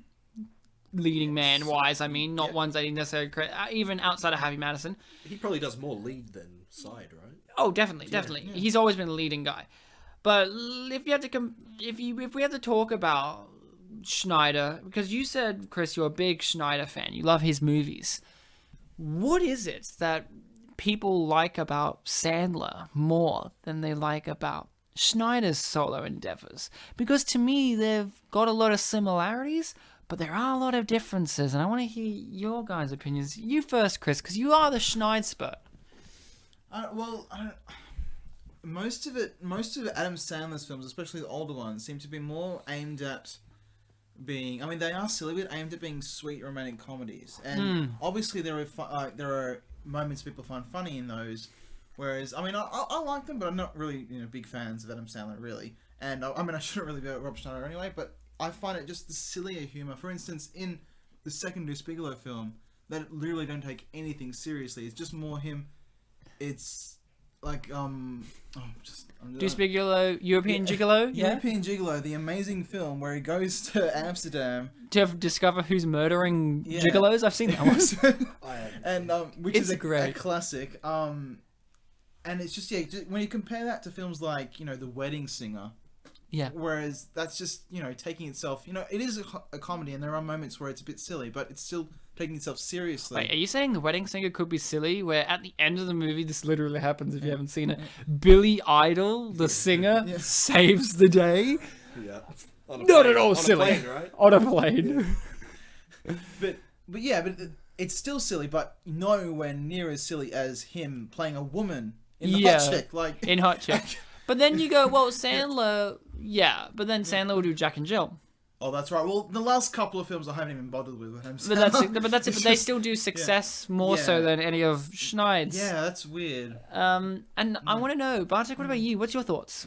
Because I actually have a thought on this, but I want to see if there's something together. I guess it would be kind of like a loyal audience thing. Like I think one factor that we also should remember is that Adam Sandler's been doing it longer. Yeah. So They he's both started kind of- out at the same time. They both started out on Saturday Night Live at the same time. Yeah, but we're talking about like the solo stuff more so. And what seems to have happened is that his films haven't changed a whole lot, so he's kept his loyal audience. But then I remember in 2012, we made a movie called That's My Boy, which is it was him trying to break out of that to get more fans. I mean, obviously it didn't work. No one liked it apparently. Oh, we know a guy called Sam Noonan who recommends that movie highly. So, and it was just him breaking out, but maybe it hasn't. Maybe it's because his films haven't really. They've just kind of been the same for those years. Well, Schneid's does different. Yeah, I mean, I liked Adam Sandler's films from a young age because they were just kind of silly. They were funny voices, and I guess Polish people just seem to like that because a lot of my relatives really like those films. Yeah, I haven't really been following his films that much past, I guess, Funny People, which was a pretty good film. I liked Funny People. Though. Yeah, it was his liked serious comedy. Generally, I like Funny People. Yeah, and I haven't seen a lot of like the really acclaimed, like not so silly Punch Drunk Love. Yeah, Punch Drunk Love, Spanglish. I haven't seen a lot of those ones. They're very good. And I guess Rob Schneider just kind of developed a sort of not so much typecast, but a sort of reputation through being in these Adam Sandler films. Like, he's the one that does those silly voices, but doesn't really stand out or like save the day. Or Also, it might be a respect issue as well. A lot of I don't know. You did say he was humble when Roger Ebert was doing a lot of the stuff. Yeah, he's a humble guy. But he did get a lot of criticism. I don't know if you know the story of how Chuck and Larry came out, where he was doing the animal with a guy named Michael Caton. Yeah, the Australian actor. Michael Caton previously did a film with Paul Hogan called Strange Bedfellows. And he was like, how dare you, it's the same movie.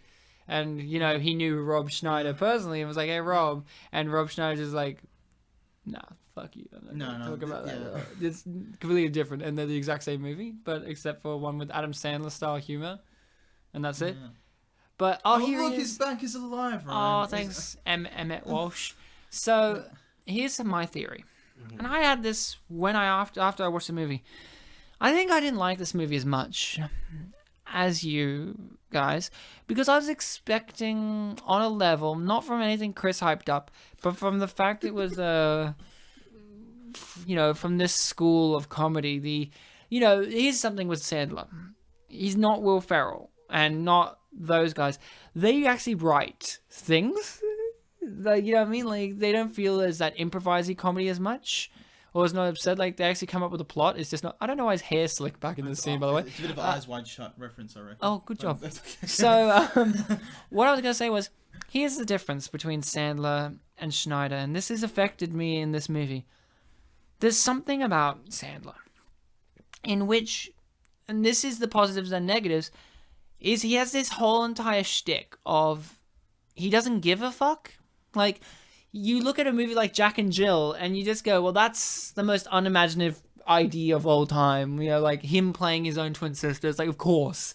And there's filming-wise, story-wise, comedy-wise, Adam Sandler, even the ones that you do love of his, like Billy Madison and all that, there's this essence of not attempting to put in any effort. Yeah, it's and not that so much has a- been it's his not really curse. And that's been his curse in the last few years, because all of his movies have now had the joke of, oh, Adam Sandler wants to do a movie because he wants to go to Hawaii, or he wants to do a movie because he wants to go to Africa. Africa. It's right? like our running joke. He doesn't want to get off his boat. Yeah. We have this, that. And then that's what you think you're going to... And there's an appeal to that. Because when you see something like That's My Boy or Jack and Jill, it's so awful because he has put no effort in. And that's what you think you're going to get with the Schneider thing, right? Because Schneider is a part of that troupe. And he's one of the more vulgar actors in his things. And one of the ones who gets a lot more flack. And he's been there the longest in his troupe of actors that are in his movies. So you're like, oh, that you can do it guy, who's one-note character, is going to do his own movie about being raped in prison. You're thinking, that's not going to have a lot of effort put in, like... What? Rob Schneider's an action hero kind of thing? And here's where the movie did get me in a negative sense. He did put effort in. And it's kind of a curse to the film. Because because that it wasn't so appallingly grotesque or bad like a Sandler movie where you do enjoy it on a level like, hey, I'm not a fan of Sandler, but I do understand why people enjoy him, because he does put so little effort in that it actually becomes an art form in itself. So basically, people walked in wanting a bit more stupidity? Yeah, that's what I thought I was going to get. When I came into a movie, Cold Big Stand and all this, I thought it was going to be this absurd Sandler-esque style, no effort put in And is that kind of mockery. what you wanted? I kind of wanted that because I was like, okay, and there's no offense to the Schneider fans out there, but when you say, and I say, hey, we're going to do an Adam Sandler movie, which we've yet to do on the show, but if I say we're going to do a Sandler movie, Bartek, or we're going to do a Schneider movie, even, I don't know about you, but for myself... I prep myself mentally to be like, okay, we're going to enter this water. Yeah. Like I do when we have to do a wedding movie, And I prep myself, and I didn't need to. It was a lot smarter, and I think that was what detracted from it for me. I didn't think it was as grotesque or stupid as I would have liked. Yeah. It was trying too hard, essentially. Yeah, the problem is, it tried to, not too hard, it tried and succeeded at what it wanted to do, but it wasn't what I wanted. Yeah. I guess it's kind of like a kind of messed up version of if you got like a student at a school who like doesn't really do much, he's kind of lazy, but then like when he actually does the work, he does pretty well. Yeah. Or even the worst one, where someone really puts in the effort and they still fail. Also, look, it's Rob Schneider's mum. I just love it when she appears in his movies. Like, Is that Rob Schneider's mum there? She was also in The Animal, where she opened the door and let her dog out after him. It just Can plays you please random- tell us how much you love Schneider? Because you're really an expert. Okay, I'll be honest. This is a peek behind the curtain, ladies and gentlemen. But when I said we have a Schneider expert here, I was semi-joking. Yeah. But I'm not. I was right. So, how tall is he? I don't know how tall he is. Is he circumcised? I don't know. I mean, I wouldn't know that. Have you sucked his dick? No, I haven't. No. Have you seen his butthole tattoo?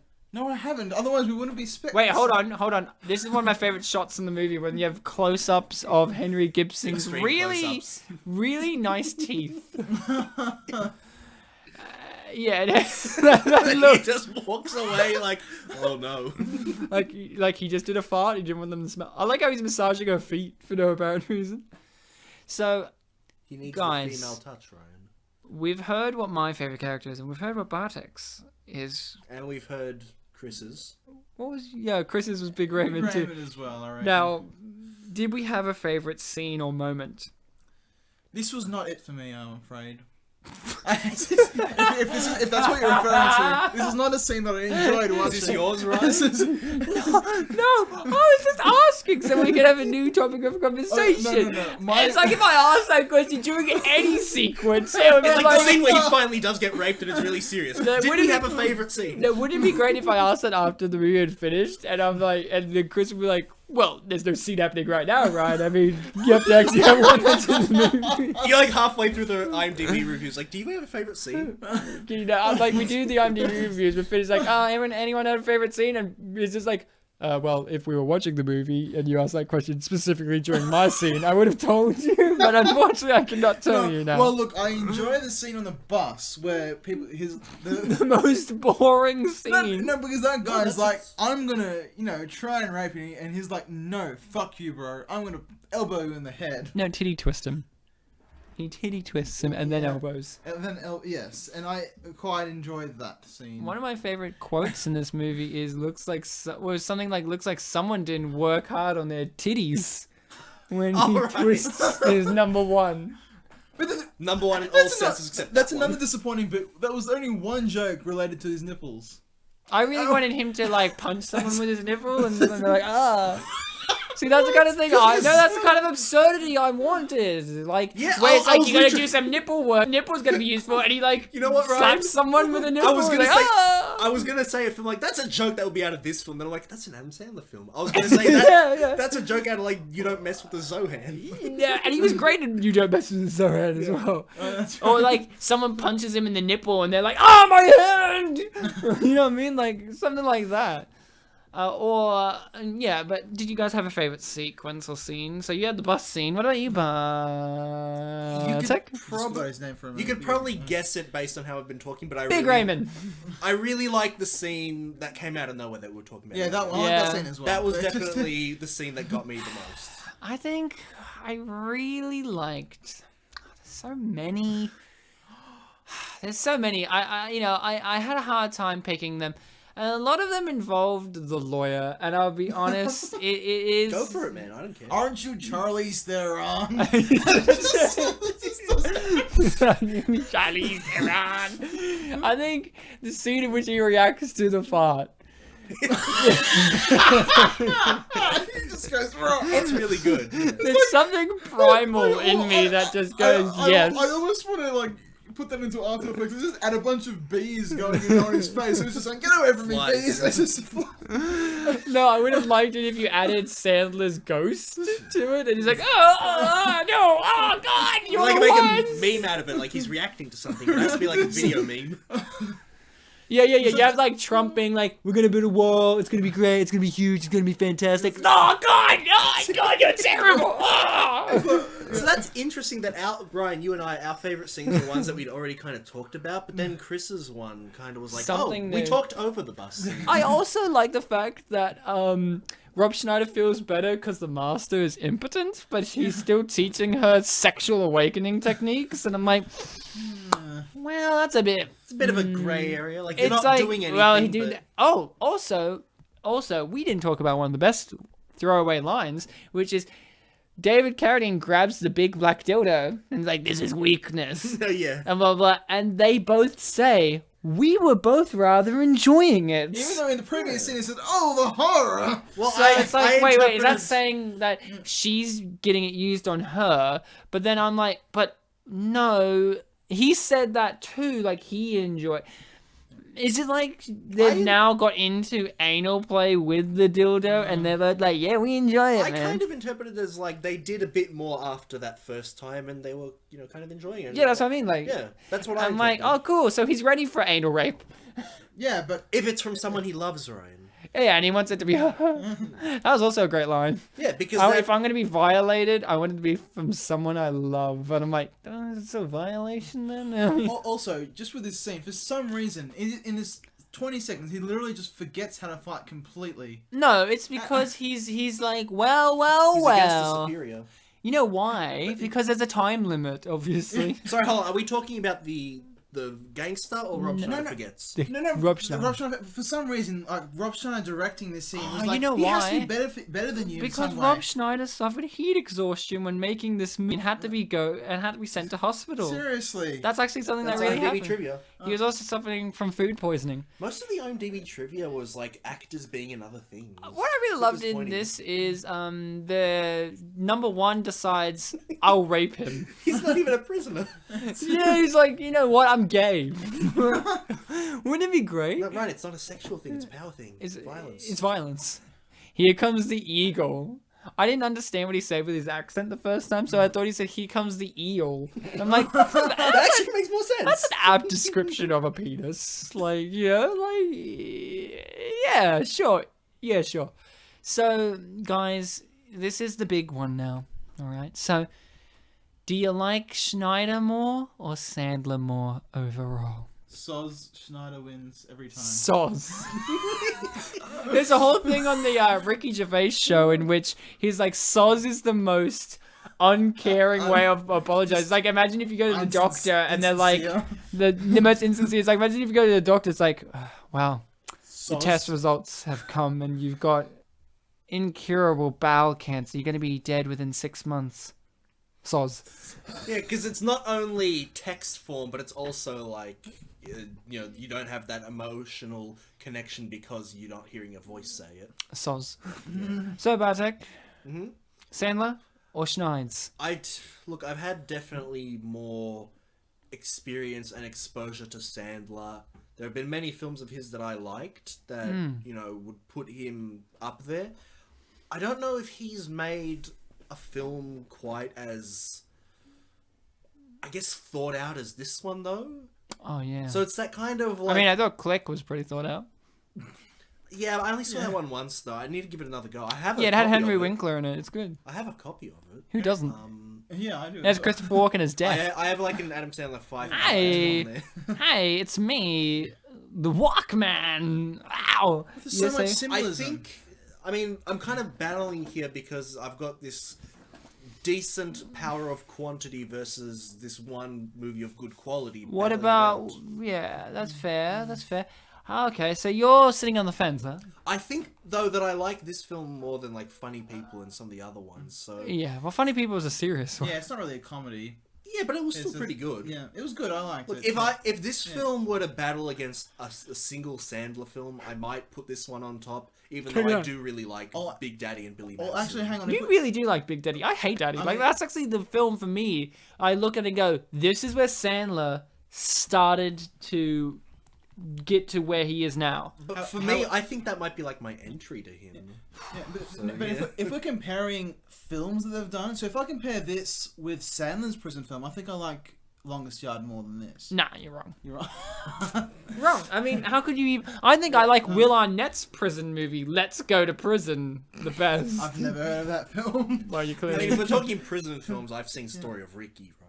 So. Well, and I also love Shawshank Redemption, the porn parody. I haven't seen that. So my answer is I'm a David Spade man. but the serious I'm a answer. Dickie Roberts man. Right, but of the two. David Spade, obviously. Am I right? We answered seriously. You answered indifferently. He answered seriously, and I answered sillily. That's how it always goes. I still That's work with a- the two you gave me. Oh, and what did you... Stop, okay, Chris? I like I'm you. sorry, bro. I'm really sauce. Bro, sauce. Sauce, bro. I think I would have to choose Sandler. I think he has been in more films I like. I love Punch Drunk Love. That's a serious one of his. I love most of Click. There's just bits of it that I just go, you didn't need to have your Sandler-isms in there as much. But there is things I like about it quite a lot. That was the shot there that made me think Palpatine for some reason. Yeah. Shot here. And I also just think with Schneider, I'm sorry, but the animal is unwatchable. It's so boring. It's so incredibly boring. Hot Chick, on the other hand, is great. Look, yes, yeah, but having said that, yeah, I haven't seen the animal since I was a kid, so maybe I hated it as a kid. Yeah. Okay. But yes, Hot Chick is really funny. I like that. None of them's as good as his stellar role as the Chinese waiter in 8 Crazy Nights with Adam Sandler. I don't know. I think Sandler. I still need to see 8 Crazy Nights. Oh, jeez. If I'm going to be doing Whitey impressions, I gotta see it. Isn't 8 Crazy Nights one of his worst reviewed films ever made? It's the animated one. But it has Whitey. Yeah. Yeah, his character Whitey. And Eleanor. Oh boy, it's a technical foul. Okay, we can't afford copyright on that. So we've settled that dispute. Now the movie's coming to its dramatic conclusion where the warden is being evil. I love there was a bit in it, Chris. I think you would have noted this in your notes, where he says to the warden, "Wow, you guys should sue because you guys always get a bad rap as being bad Yeah, guys," that's right. and then he does nothing but be a bad guy. I was really like, wouldn't it be nice if he's the nicest guy? Like in My Name is Earl. In the TV show My Name is Earl, he goes to prison for a season or two, and the warden's really cool. Like, he's still a bit of a dick, but he's still like pretty cool. Is And there a whole season 7? Is there? yeah. I remember there was one episode where he like just went there for that one time. But I No, don't know. there's a whole season of My Name is Earl Do we- dedicated to him being in Do jail. do we meet a warden No. in Orange is the New Black? No, there's a whole reasoning of in Orange is the New Black. There's this whole thing of the closest you get to the warden is Mike Birbiglia, who was in the movie Annie as the child service officer, and he's a really great stand-up comedian on Netflix. Check him out, Mike Birbiglia. He's in Orange is the New Black as the pathetic son of the company that owns the prison because it's privatized and all that. And they're like, "Are you the warden?" He's like, "Well, see, the thing is, the position of warden doesn't really exist in the modern age and all that. It's like this corporate thing, so there is technically no warden, but he is technically the warden." Yeah, I guess all the wardens you see are old white men, and they all just died. Yeah, and They're a race, not a job. or they're the guys with big round glasses that are always corrupt, like in Shawshank Redemption. Batman Arkham Asylum also. Hugo Strange, yeah.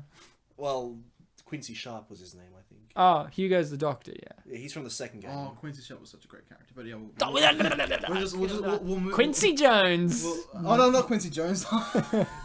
Is he the music guy? yeah, not Quincy Jones. The other guy. Quincy Jones is the father of Rashida Jones, who's in Parks and Recreation. Yeah. And then in Parks and Rec, there's lots of times her as an actress, because Quincy's black, she gets like, "Wow, your skin is so dark. Do you tan?" And she's just like, in interviews, she's like, "You know I'm half black, right?" So Ryan, were you happy at this point that That the warden's given consensual sex to Big Raymond? Yeah, I'm happy. No, I was specifically talking about David Carradine smokes towards Vince children. Vaughn, Knoxville, Trevor. The fact that he didn't end up, Being an asshole? Yeah. It was actually so relieving to me. Yeah, because even though like a fart. even though you want conflict, you don't really want conflict in a film. Yeah, look, when I see a movie, I want nothing to happen. Yeah, just, I want everyone to be just happy at the be end of the day, happy, yeah. like life. You know, when I go to the cinema, I want life reflected at me. And David Carradine was in my life, smoking, with his limp dick. Yeah, so there you go. That's my opinions on the movie. 5 stars. Bartek? Actually, I don't know where you are at. I was looking at Bartek, I'm like, Bartek, and you're like, It'd be funny. Is that? It'd be, I mean, it probably isn't. I'm just spitballing. I just realized what. He winks at the camera. Did you never notice that? No, I did, but I just think it's so funny. You know, I love who closed the boot of the car. Yeah, and It just closed by itself. Who closed it? It was the director. No. Who was it's it? like I like. Thanks. I really remembered her. That's what I said throughout this whole thing. Like, thanks. Let Chris talk. I was just gonna say, what if the girl was this real? What's his daughter's name? Like the singer? Rob Schneider's daughter? Rob Schneider's daughter. Oh look, it's Billy Schneider, Rob's mum. No, like there's a song called Dude looks like a lady. Not Dude Likes like Lady. This is like it came out like last year. I don't know what you're talking about. No, it was I had a boy who turned me into a man. I don't know, whatever. It was this blonde singer who's his daughter. Iggy Azalea, yeah. No, it's oh my god, I can't think of it. Anyway, but I just think it would be funny if that was his real daughter. But What? I don't know what you're on about. I'm not in the Sand. I'm not in the Schneidverse. I don't know what you're talking about. When I was looking through X's and O's, that's the song. She sings this. Is that his daughter? Yeah. In real life? In real life, that's his daughter. Okay. We got there. We got there. Okay, so Bartek, you were going to say something about the credits? when I was not specifically the movie's credits, but the credit listing, cast listing on Wikipedia actually. One of the people was Lil Rob playing an inmate, and I was like, oh, is that some kind That's of like? Rob no. That's actually a pretty good joke. Catering by Alex, by the way. I don't know who Alex is, but it's like really big. Oh, Netflix doesn't want the credits to be full screen. Fuck you. Don't touch. That's naughty. So we were saying, you were saying there's credit, Little Rob. Who's he? Just an inmate, apparently. I thought that like. There was a midget one, and you were like, oh. I thought it was like kind of like a reference to the fact that there's Big Stan played by Rob Schneider, but there's a little Rob of some sort. I get ya. But apparently no, he's just some rapper. Aren't we all rappers? Not like of a chocolate bar, but like a Oh. hip-hop. Yeah, I used to be a rapper. I did, yeah. I didn't call it rap. I used to have a one-man show called Ryan the Rapist. And only certain men came to that show in the back wearing trench coats. I don't know, man. It was a really interesting career I had. So the film has come to an end, everyone. It's upsetting. Nazi Joe, thanks for being in it. And yeah, Lil Rob, inmate. Thanks, inmate. Only one inmate. And there's an actual song in this called Unrapeable, by the way. So the film's ended. I'm going to go straight into my review. All right. It's called Rob Does It Again. This film is lightning in a bottle. Because if you open it, it will strike you down. And it will strike you down hard.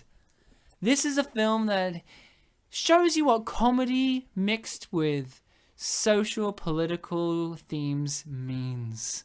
Rob Lowe was a boom operator. Good job, Rob. He's really moving up. This is a film in which people have said, hey, there's someone who was called Eric Porn. I noticed that. I was going to say it. As a lab technician guy. But okay, seriously. I like this movie. I didn't love it as much, but that's okay, because this is an unappreciated masterpiece. And, with a masterpiece like, say, Gone with the Wind. I like Gone with the Wind, but I don't love it. But I respect it and understand where it stands in the pantheon of movies. And this, I understand where this falls in the Sandlerverse and the Schneidverse and the cinematic landscape of that year and of today. I think that one of the animal services was Gentle Jungle, by the way. Mm-hmm. I think one of the things that this movie has going for it more than a Sandler movie is a genuine sentiment. Sandler in his movies goes for sentiment, but it feels forced. And it's always the same one about a man-child but growing up to be a real person, you know? What I mean by that? Catching up with the real world. And I think that this movie deals with bigger issues in a bigger, better way. If I have to give this a rating, if I had to, I would give it Chris giving us permission to give it a rating out of actually being able to give it a rating. What was the permission thing about? Like what movie When do? we said that the man will be on the show, he assured the audience. He yeah. said yes, it will, guys. Like, to us. I'll give permission for the man to be on the show. So, Thanks, Chris. Chris, let's hear from you. You're the Schneid expert. Yes, well, this is now my third time I've seen this classic film, Big Stan. 3 times a lady. 3 times, yes. The first time I watched it, as I said, I just wanted to watch a film which I didn't really want to think about, and it was exactly that. I felt a little more than I expected. Learning about this nice guy in prison and all that, and just the journey of this guy. Non-violent offender. Yeah, not a non-violent offender, even though he clearly is a violent offender. Well, But no, he's violent. The But he's not offense offended that's or sent in there violent. is not violent. That's right, and he's just transitioning from that, to where he is, and just a happy life with his daughter and the master, which his wife happens to like now. I do say though, the third time was maybe a bit too much to watch this film. So, if in terms of saying a rating, I'll probably give it 2 out of 3 watches. 2 watches is enough. I wouldn't watch it a third time, guys, but Maybe later down the line. yeah, perhaps, but 3 times in a short span of a month, I don't think so. But yeah, 2 out of 3 watches is my review. 2 out of 3 ain't bad. Gentlemen, yeah. And ladies as well out there. Well, referring to you two, but yes. We don't know Bartek's gender. So, Bartek, what about you? Male.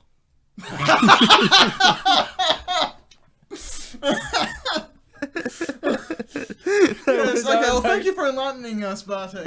And that was Bartek's review. So, back to the IMDb review. So, Bartek, let's Back see. to. Yeah, because like now right to. we never left them. Oh, This no. has been nothing but a transcribed IMDb review, the whole episode. Written by Tyler Lee Jewell. Oh no, Tyler. Tyler, His grammar improved. somewhat. Somewhat. So, let's hear from you.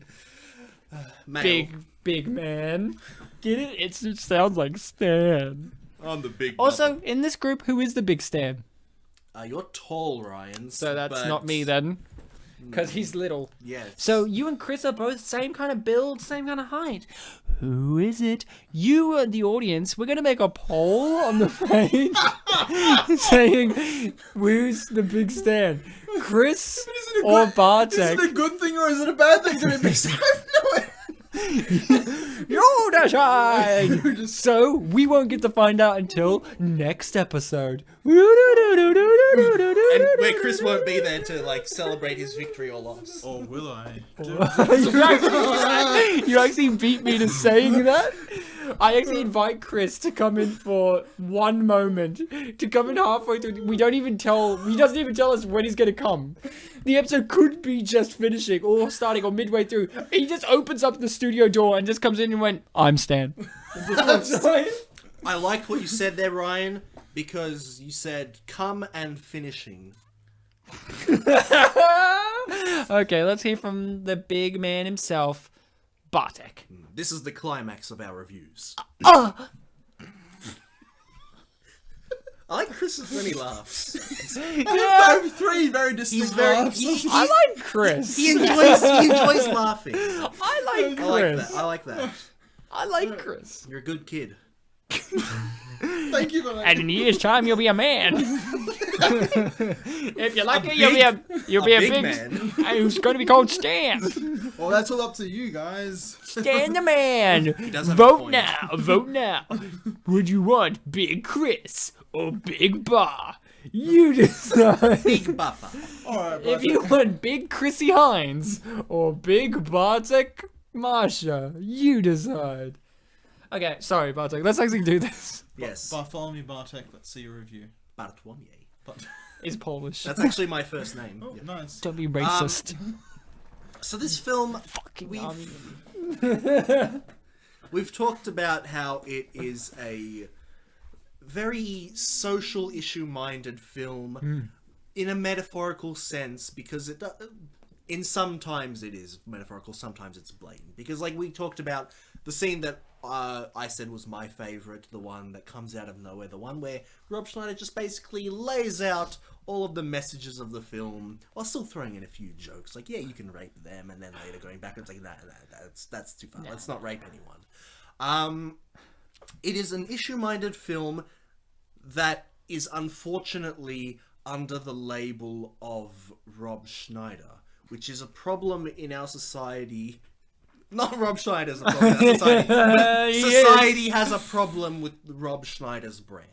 Because, as we've talked about, he is seen as somewhat of a joke, somewhat of a... Who would have guessed a comedian would come across as a joke? Yeah, but there's a difference between... That's not funny. Yeah, there's a difference between being a joke and telling jokes. Yeah, Rob Schneider said to his friends that he's going to become a comedian. They all laughed at him. Now no one's laughing. I like that line. But yeah, even on South Park, like the one time they made fun of Rob Schneider, it was literally that he does dumb things that are like unbelievable. Yeah. And you would add in the word "doop-de-doop" all throughout. Yeah, Rob Schneider is. Yeah, we made fun of. Well, we talked about that in the previous episode, but I can't remember what it was. Big Stan. It had something to do with someone turning into something. Ah, of course, Jeff Goldblum as the Fly. That's a lot of some nouns. Some. Look, I think, and I know, Ryan, you didn't necessarily burst out loud laugh as I did, but there were points in this film that I genuinely had a good chuckle. Possibly because it relates to my favourite character, Big Raymond, just having a sudden turn that I was not expecting and I really enjoyed. But definitely, yeah, your favourite character, His name is Lou Popper, by the way. Elmer Fudd. Emmett Walsh. Definitely his physical acting and also the juxtaposition of like the ad and then it transitions to his face. It's like different. Like there are some genuinely funny things in this film, and I think people, if they even heard of this film, I think they would turn away from it because they wouldn't expect stuff like that. They would expect more dumb stuff like that, and I think that's clever. I don't think it's dumb. I think it's clever. This film is a clever film with the, you know what they say, don't judge a book by its cover. It's got a dumb cover. I mean, I think we can say that literally. Look at the image on your DVD or the poster or anyone who can look at it. It's Rob Schneider having a dumb, I guess, sort of wimpy face, which they kept using that word in synopses, in the middle of a bunch of muscles. I would say muscly men, but you can't really... It's muscles as in the thing you eat. How little would you have to be in between muscles? No, there's many of them. Like, he's small, but the amount of muscles is huge. It's huge. For all the irate gamer fans out there, I'll say the line, what the hell is a muscle?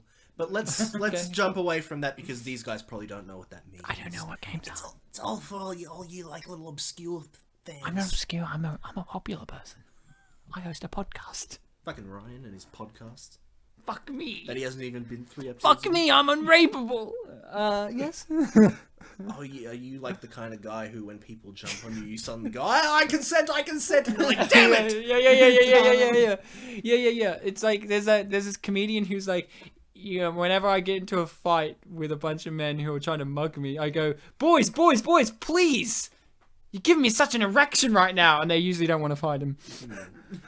Thank you for the demonstration, Ryan, because that was going into my next point, which is erections. the fact that... Thank you. The fact that serious things can be funny.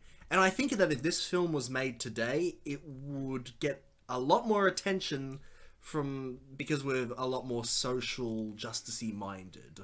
You know, rape is such a taboo topic, and yet in this episode... Despite the fact that we recorded this in 2017, we've kind of not really been airing away from it because we were watching a film that talks about it seriously, doesn't trivialize it, aside from, you know, maybe that one scene where we kind of... and I think that this film has merit to it. Which really, that's the whole point of our Unappreciated Masterpieces show, but I feel like saying these obvious things every episode will really help get that point across. Excellent. I mean, obviously, it's not the best serious comedy I've seen, but, you know, it's Rob Schneider. I mean, it is the best one, though. Seriously. What's your rating? You know, I think I already said it this episode, but I really like Big Stantastic. Big Stantastic. Well, guys, we're gonna read some reviews from other sources. Other people had other thoughts. IMDb and YouTube are both great places to find. What I love about it Find is opinions. find anything. Fine. Well, yeah, mostly IMDb opinions. and YouTube are drastically different from each other. IMDb, it feels a lot more private.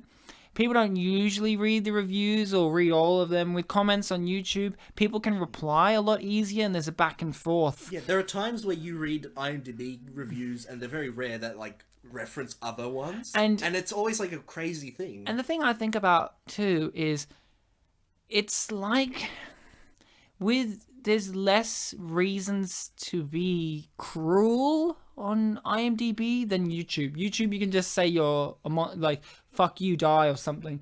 Well, so one has manners and the other doesn't. Yes. I'm gonna read the one with manners, IMDb. Bartek's gonna read the one with no manners, YouTube. So I'm gonna read this first one, which is an 8-star review. Came out in 2008. It's called Rob Schneider is Unrapeable. Thank you. So, after becoming a gigolo, a teenage girl, an animal, and making a lot of copies, Schneider becomes unrapeable. What was the copies reference? I don't know. Was he like a counterfeiter or something? Was he a clone? And becomes unrapeable. And it works for me. One thing will dictate whether you'll like this movie. And then they write, number 1. Rob Schneider. I like him, but he's made some real turkeys. Animal comes to mind. Yeah, because there's literally a turkey in that movie. So I was unsure of what to expect. If you don't like him, you probably won't like this. Probably, but not surely, because this is one of his best movies. Here, he enlists the help of a good ensemble cast and David Carradine, who steals every scene he's in by playing the parody of himself, straight-faced. This is essentially a prison comedy movie and the best one I've seen since Mean Machine and Life. This time, instead of becoming a stapler, as his previous movies would indicate, I think it's a South Park reference. he becomes a martial arts expert. In order to cope with life in prison. You know, because he doesn't want to get raped. That's pretty much his only agenda, of course, until he gets to know the inmates better and the usual cliches unwhirl. The irony in seeing the actor kicking more ass than Chuck Norris is what makes this movie so entertaining and, in a way, even inspiring, if completely unbelievable. There are several laugh-out-loud scenes here, including one in which he bans, they put that in inverted commas, bans rape from prison. The only problem with this film, aside from being deliciously silly and a tad too long, is that pretty much that is pretty much divided into two extremely different parts. The build-up and the actual prison scenes. But in the end, all is well because laughter is what Schneider wanted. And that's precisely what he got out of me with Big Stan. So good job, Rob. And try and keep it up. Cool. And I've got one more here I'm going to read because I've only got 4 reviews. Oh, how are we going to separate? You just read some and we're You go through half of everything that He's I looking start. up what are you looking up, Chris? I was trying to figure out what that copies thing was referencing, but whatever. No. I had no luck. I have a 7-star here. It's from 2008 and written from Earth. Cool. It's Finally. there's 2 from Earth in this one. A pretty decent comedy is the title. I find the general lack of interest towards this comedy rather disturbing. This message coming all the way from Europe, Bulgaria. The movie is playing in the theaters as of this week, and to be honest, it is just hilarious and spirited,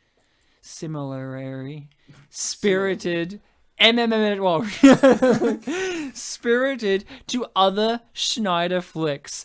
I went to see this expecting a few good laughs, and that's what you get. The funny moments arise from comical situations and actions, which led to a rather expected outcome each time. It is not a sophisticated film. It has no real depth. It is just a feel-good, unrealistic comedy which makes you all warm inside.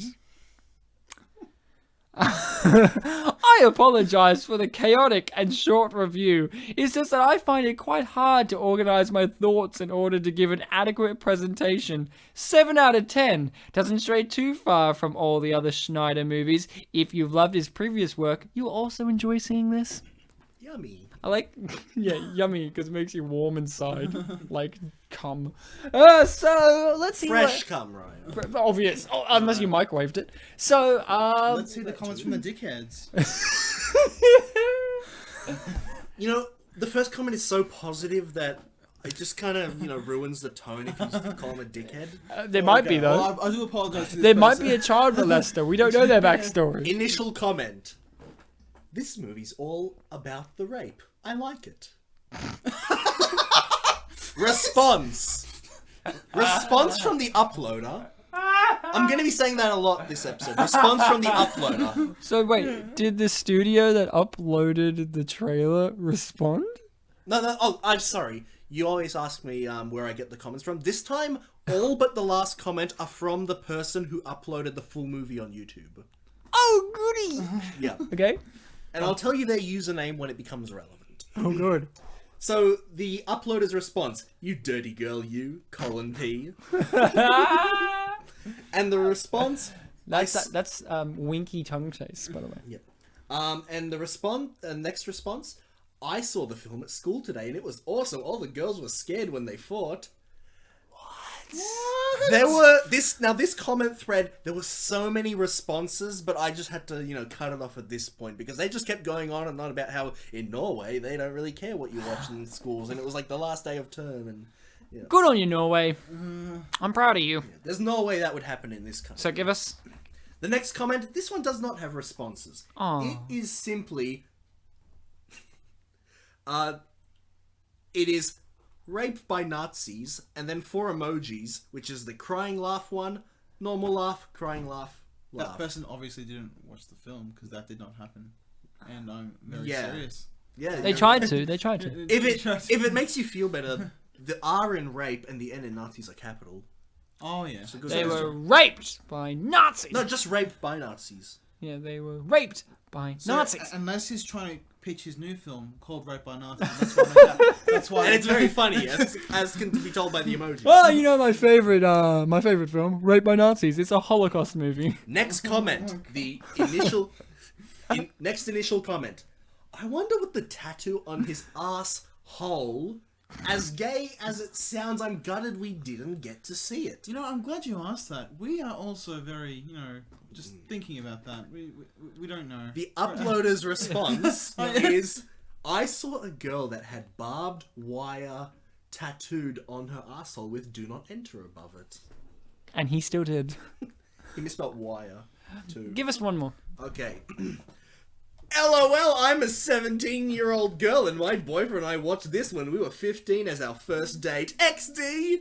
Oh, they sound like they're still together, so that's sweet. It's like that. Back to the previous comment. It's like Good Luck Chuck, where there's a random joke with a woman saying George W. and then her bush at the bottom. Wow. Classy. Speaking of random tattoos in the genitalia area. Wow. That was... Ryan, what's the third one? Fun fact. I lied. I only have 3 reviews. Oh. But here's a fun one. And you'll love this. Hopefully. A very good comedy from India. 7 stars. So this review is from India. Oh, reviews from India, not the, okay. Oh, yes. This review may contain spoilers.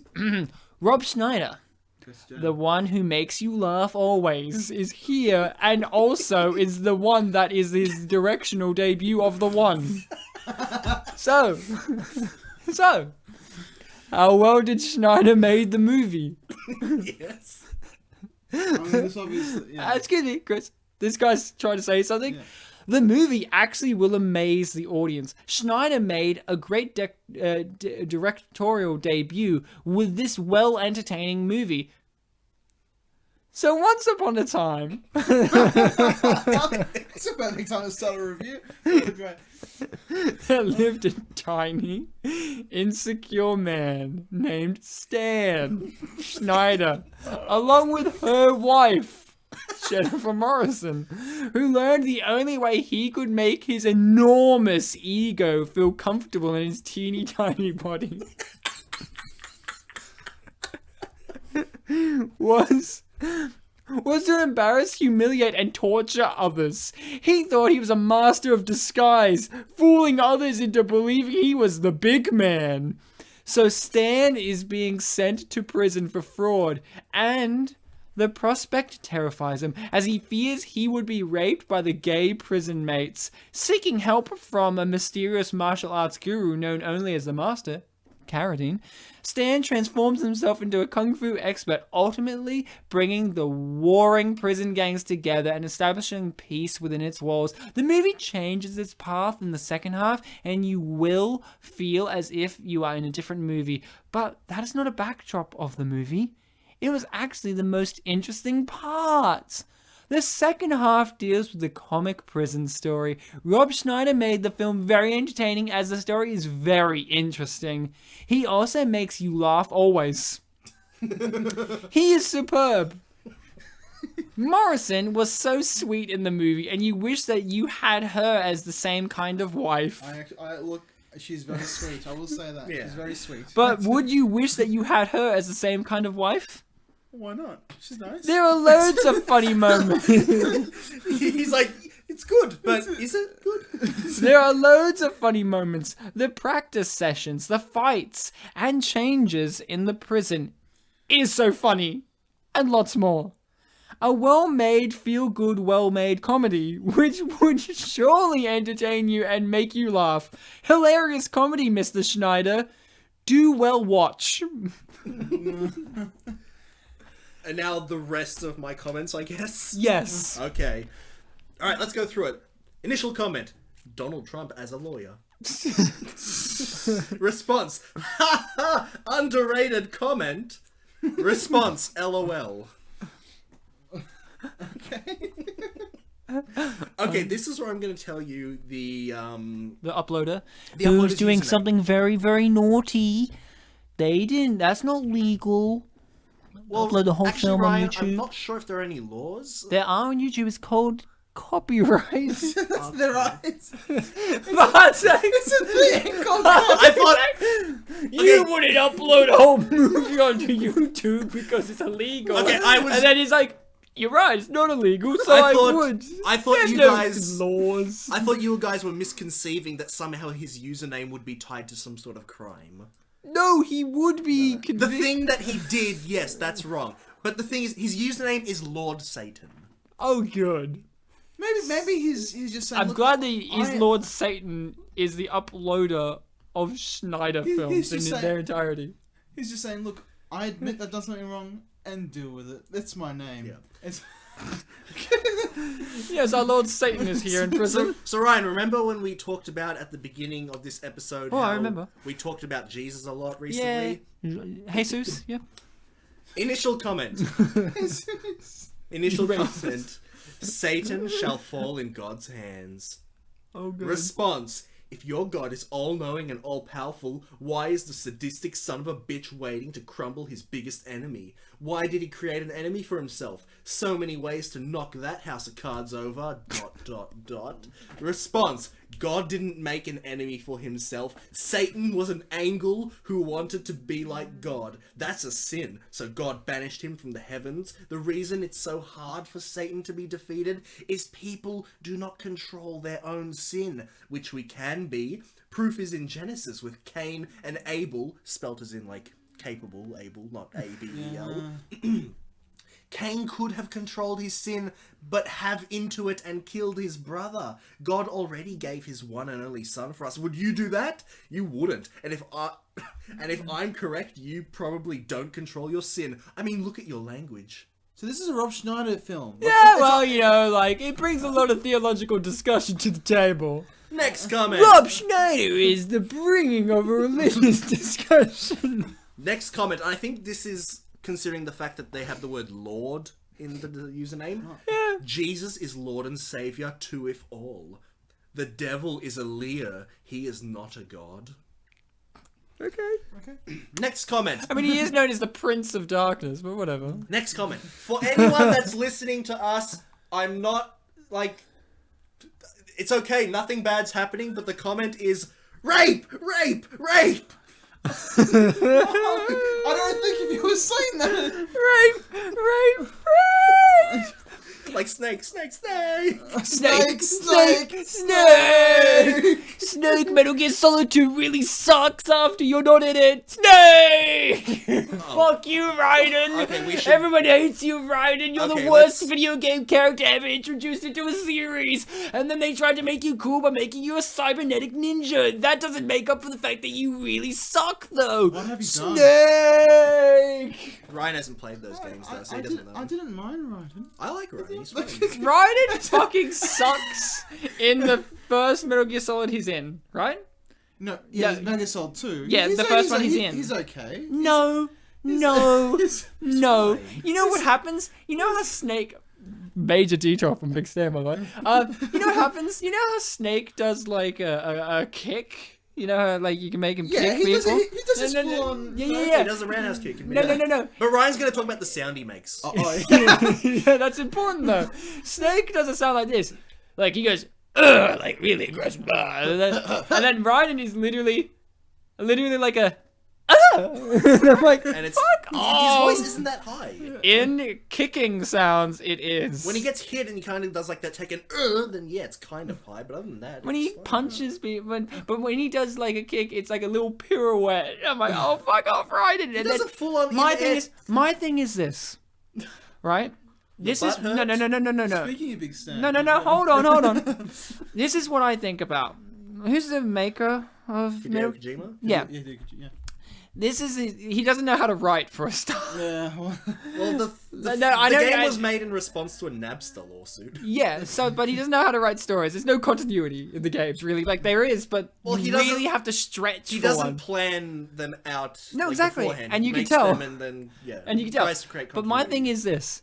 Raiden was a character that, let's be honest, you guys can say, oh, he wasn't that bad, but that character was the Poochie of the Metal Gear Solid series, where it's like, Yes. what's this?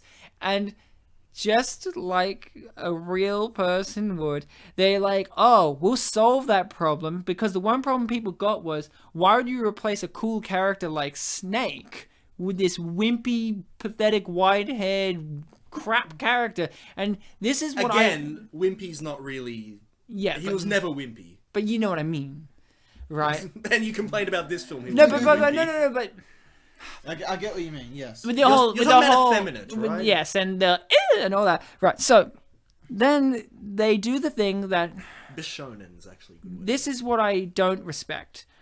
They don't stick to their guns of convictions of what they came up with that character because they got the backlash. So they're like, oh, we'll change him altogether and making this cool cybernetic ninja that rides like a motorcycle or does all this cool stuff because we got told that he wasn't cool, so we're going to make him cool now. And I'm like, I don't respect that as a move. I don't not think that's really enough. What happened.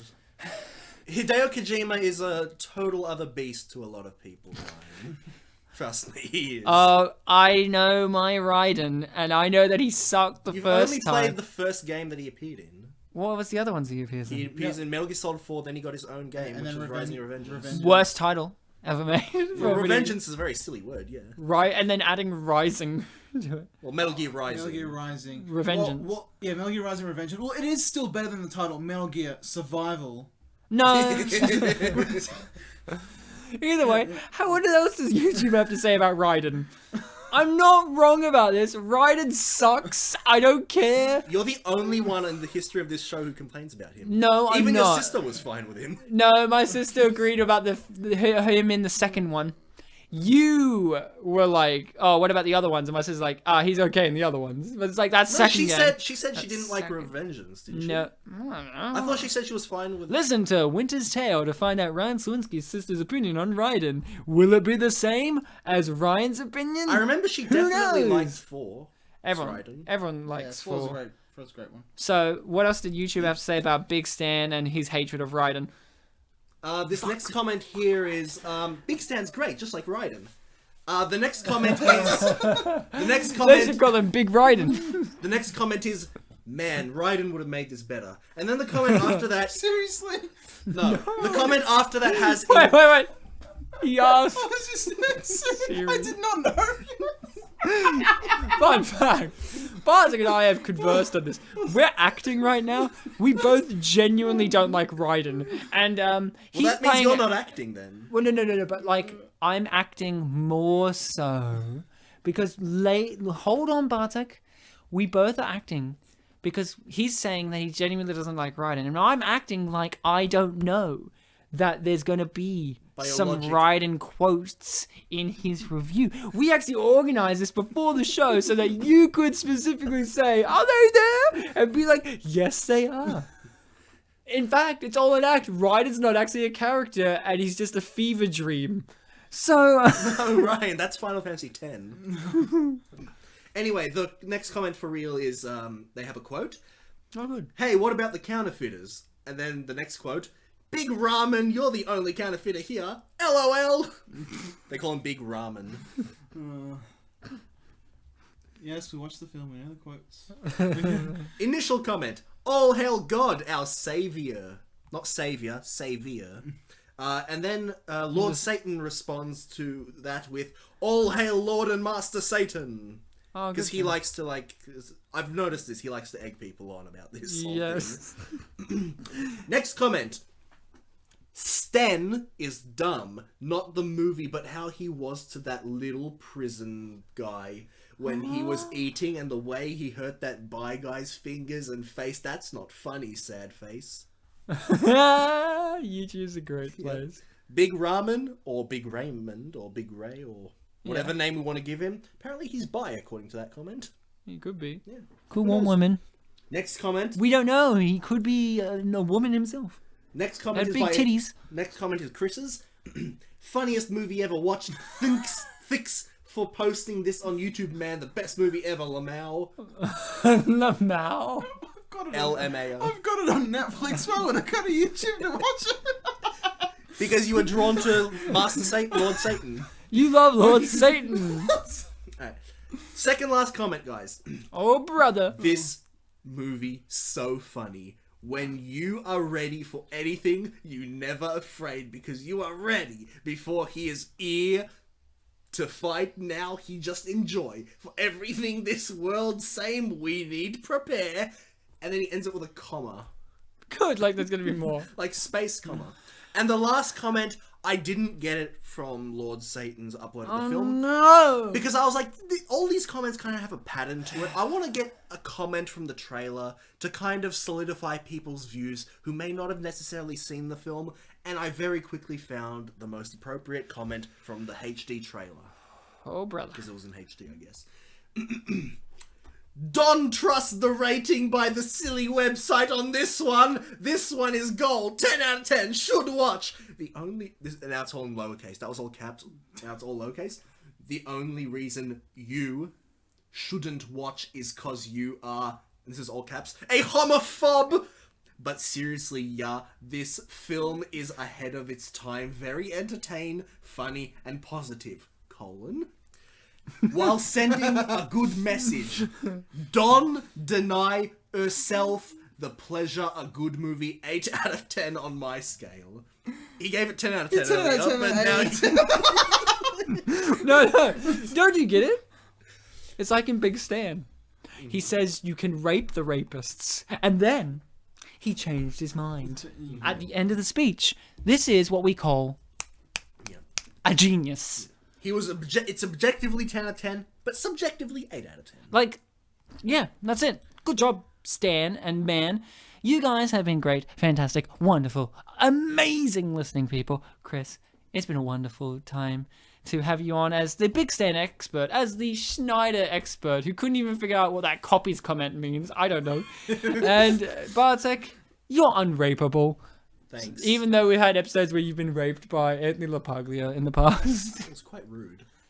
Rude rape. Rape is rude, and you should not abide by it, people. I did not consent. I was very annoyed. Trigger warning for rape, by the way. Whoops, too Yeah, late. it's a bit of it in this episode. Trigger warning for intelligent discussions. I suppose. And Chris's 3 laughs. He only has 3. I might have more. You never know. Do you have a tickle laugh? A tickle laugh. Yeah, like if I start tickling you. Oh no! No. If I start tickling you, will you laugh? I have like a bit of a. That's what I was like. Oh my god! You actually got me a tickle laugh. Okay, that's. That was like if I killed a hyena. That was like if I murdered a hyena on the show. That's also my just over the top laughing as well. So that is what we call an emotional episode. So, you guys, Chris, Yes? you should abide by this too. You're new. This is your first time guest, and you've already booked yourself on for the man. He gave us permission to do He that. gave us permission for us to attend that podcast. You guys have been fantastic. You can find Spit and Polish on everything. We're on YouTube, we're on Facebook, we're on iTunes. I mean, that's it really. On Podbean, of course, and a weird Spanish streaming site. I don't know why, but we are. And you can support us. We will make a poll for you to vote on who's the big stan of the group out of Chris and Bartek. That'll be on the Facebook page, Spit and Polish Presents. Hey, while you're there, we have a post there that you can suggest movies to us. Because we don't know every unappreciated masterpiece. There's a reason they're unappreciated, because not everyone knows them, including us. We may not have done Big Stan if Chris literally did not shut up about it. And that's why every time he rings me, he's under the name Shut Up in my phone. And sometimes when I have to text Chris, I type in Chris into my phone and nothing appears. And I'm like, oh, that's right, because he's called Shut Up. And I'm like, maybe that's a bit cruel that I call him that. And then when I see him in person, he refuses to shut up about Big Stan. And then I'm like, I'm justified. But now you're familiar with the film. I'm familiar with it, and I never want to talk about it after this show again. There was only one occasion as well. No, it was an occasion that lasted what would feel like 5 separate occasions combined into one. So you guys, remember to do all that and to be kind to each other. What's that? Oh my god! Oh my god! Oh, fucking hell, shit! Jesus! Soz, guys. Oh, Oh, Jesus! Soz. I forgive you!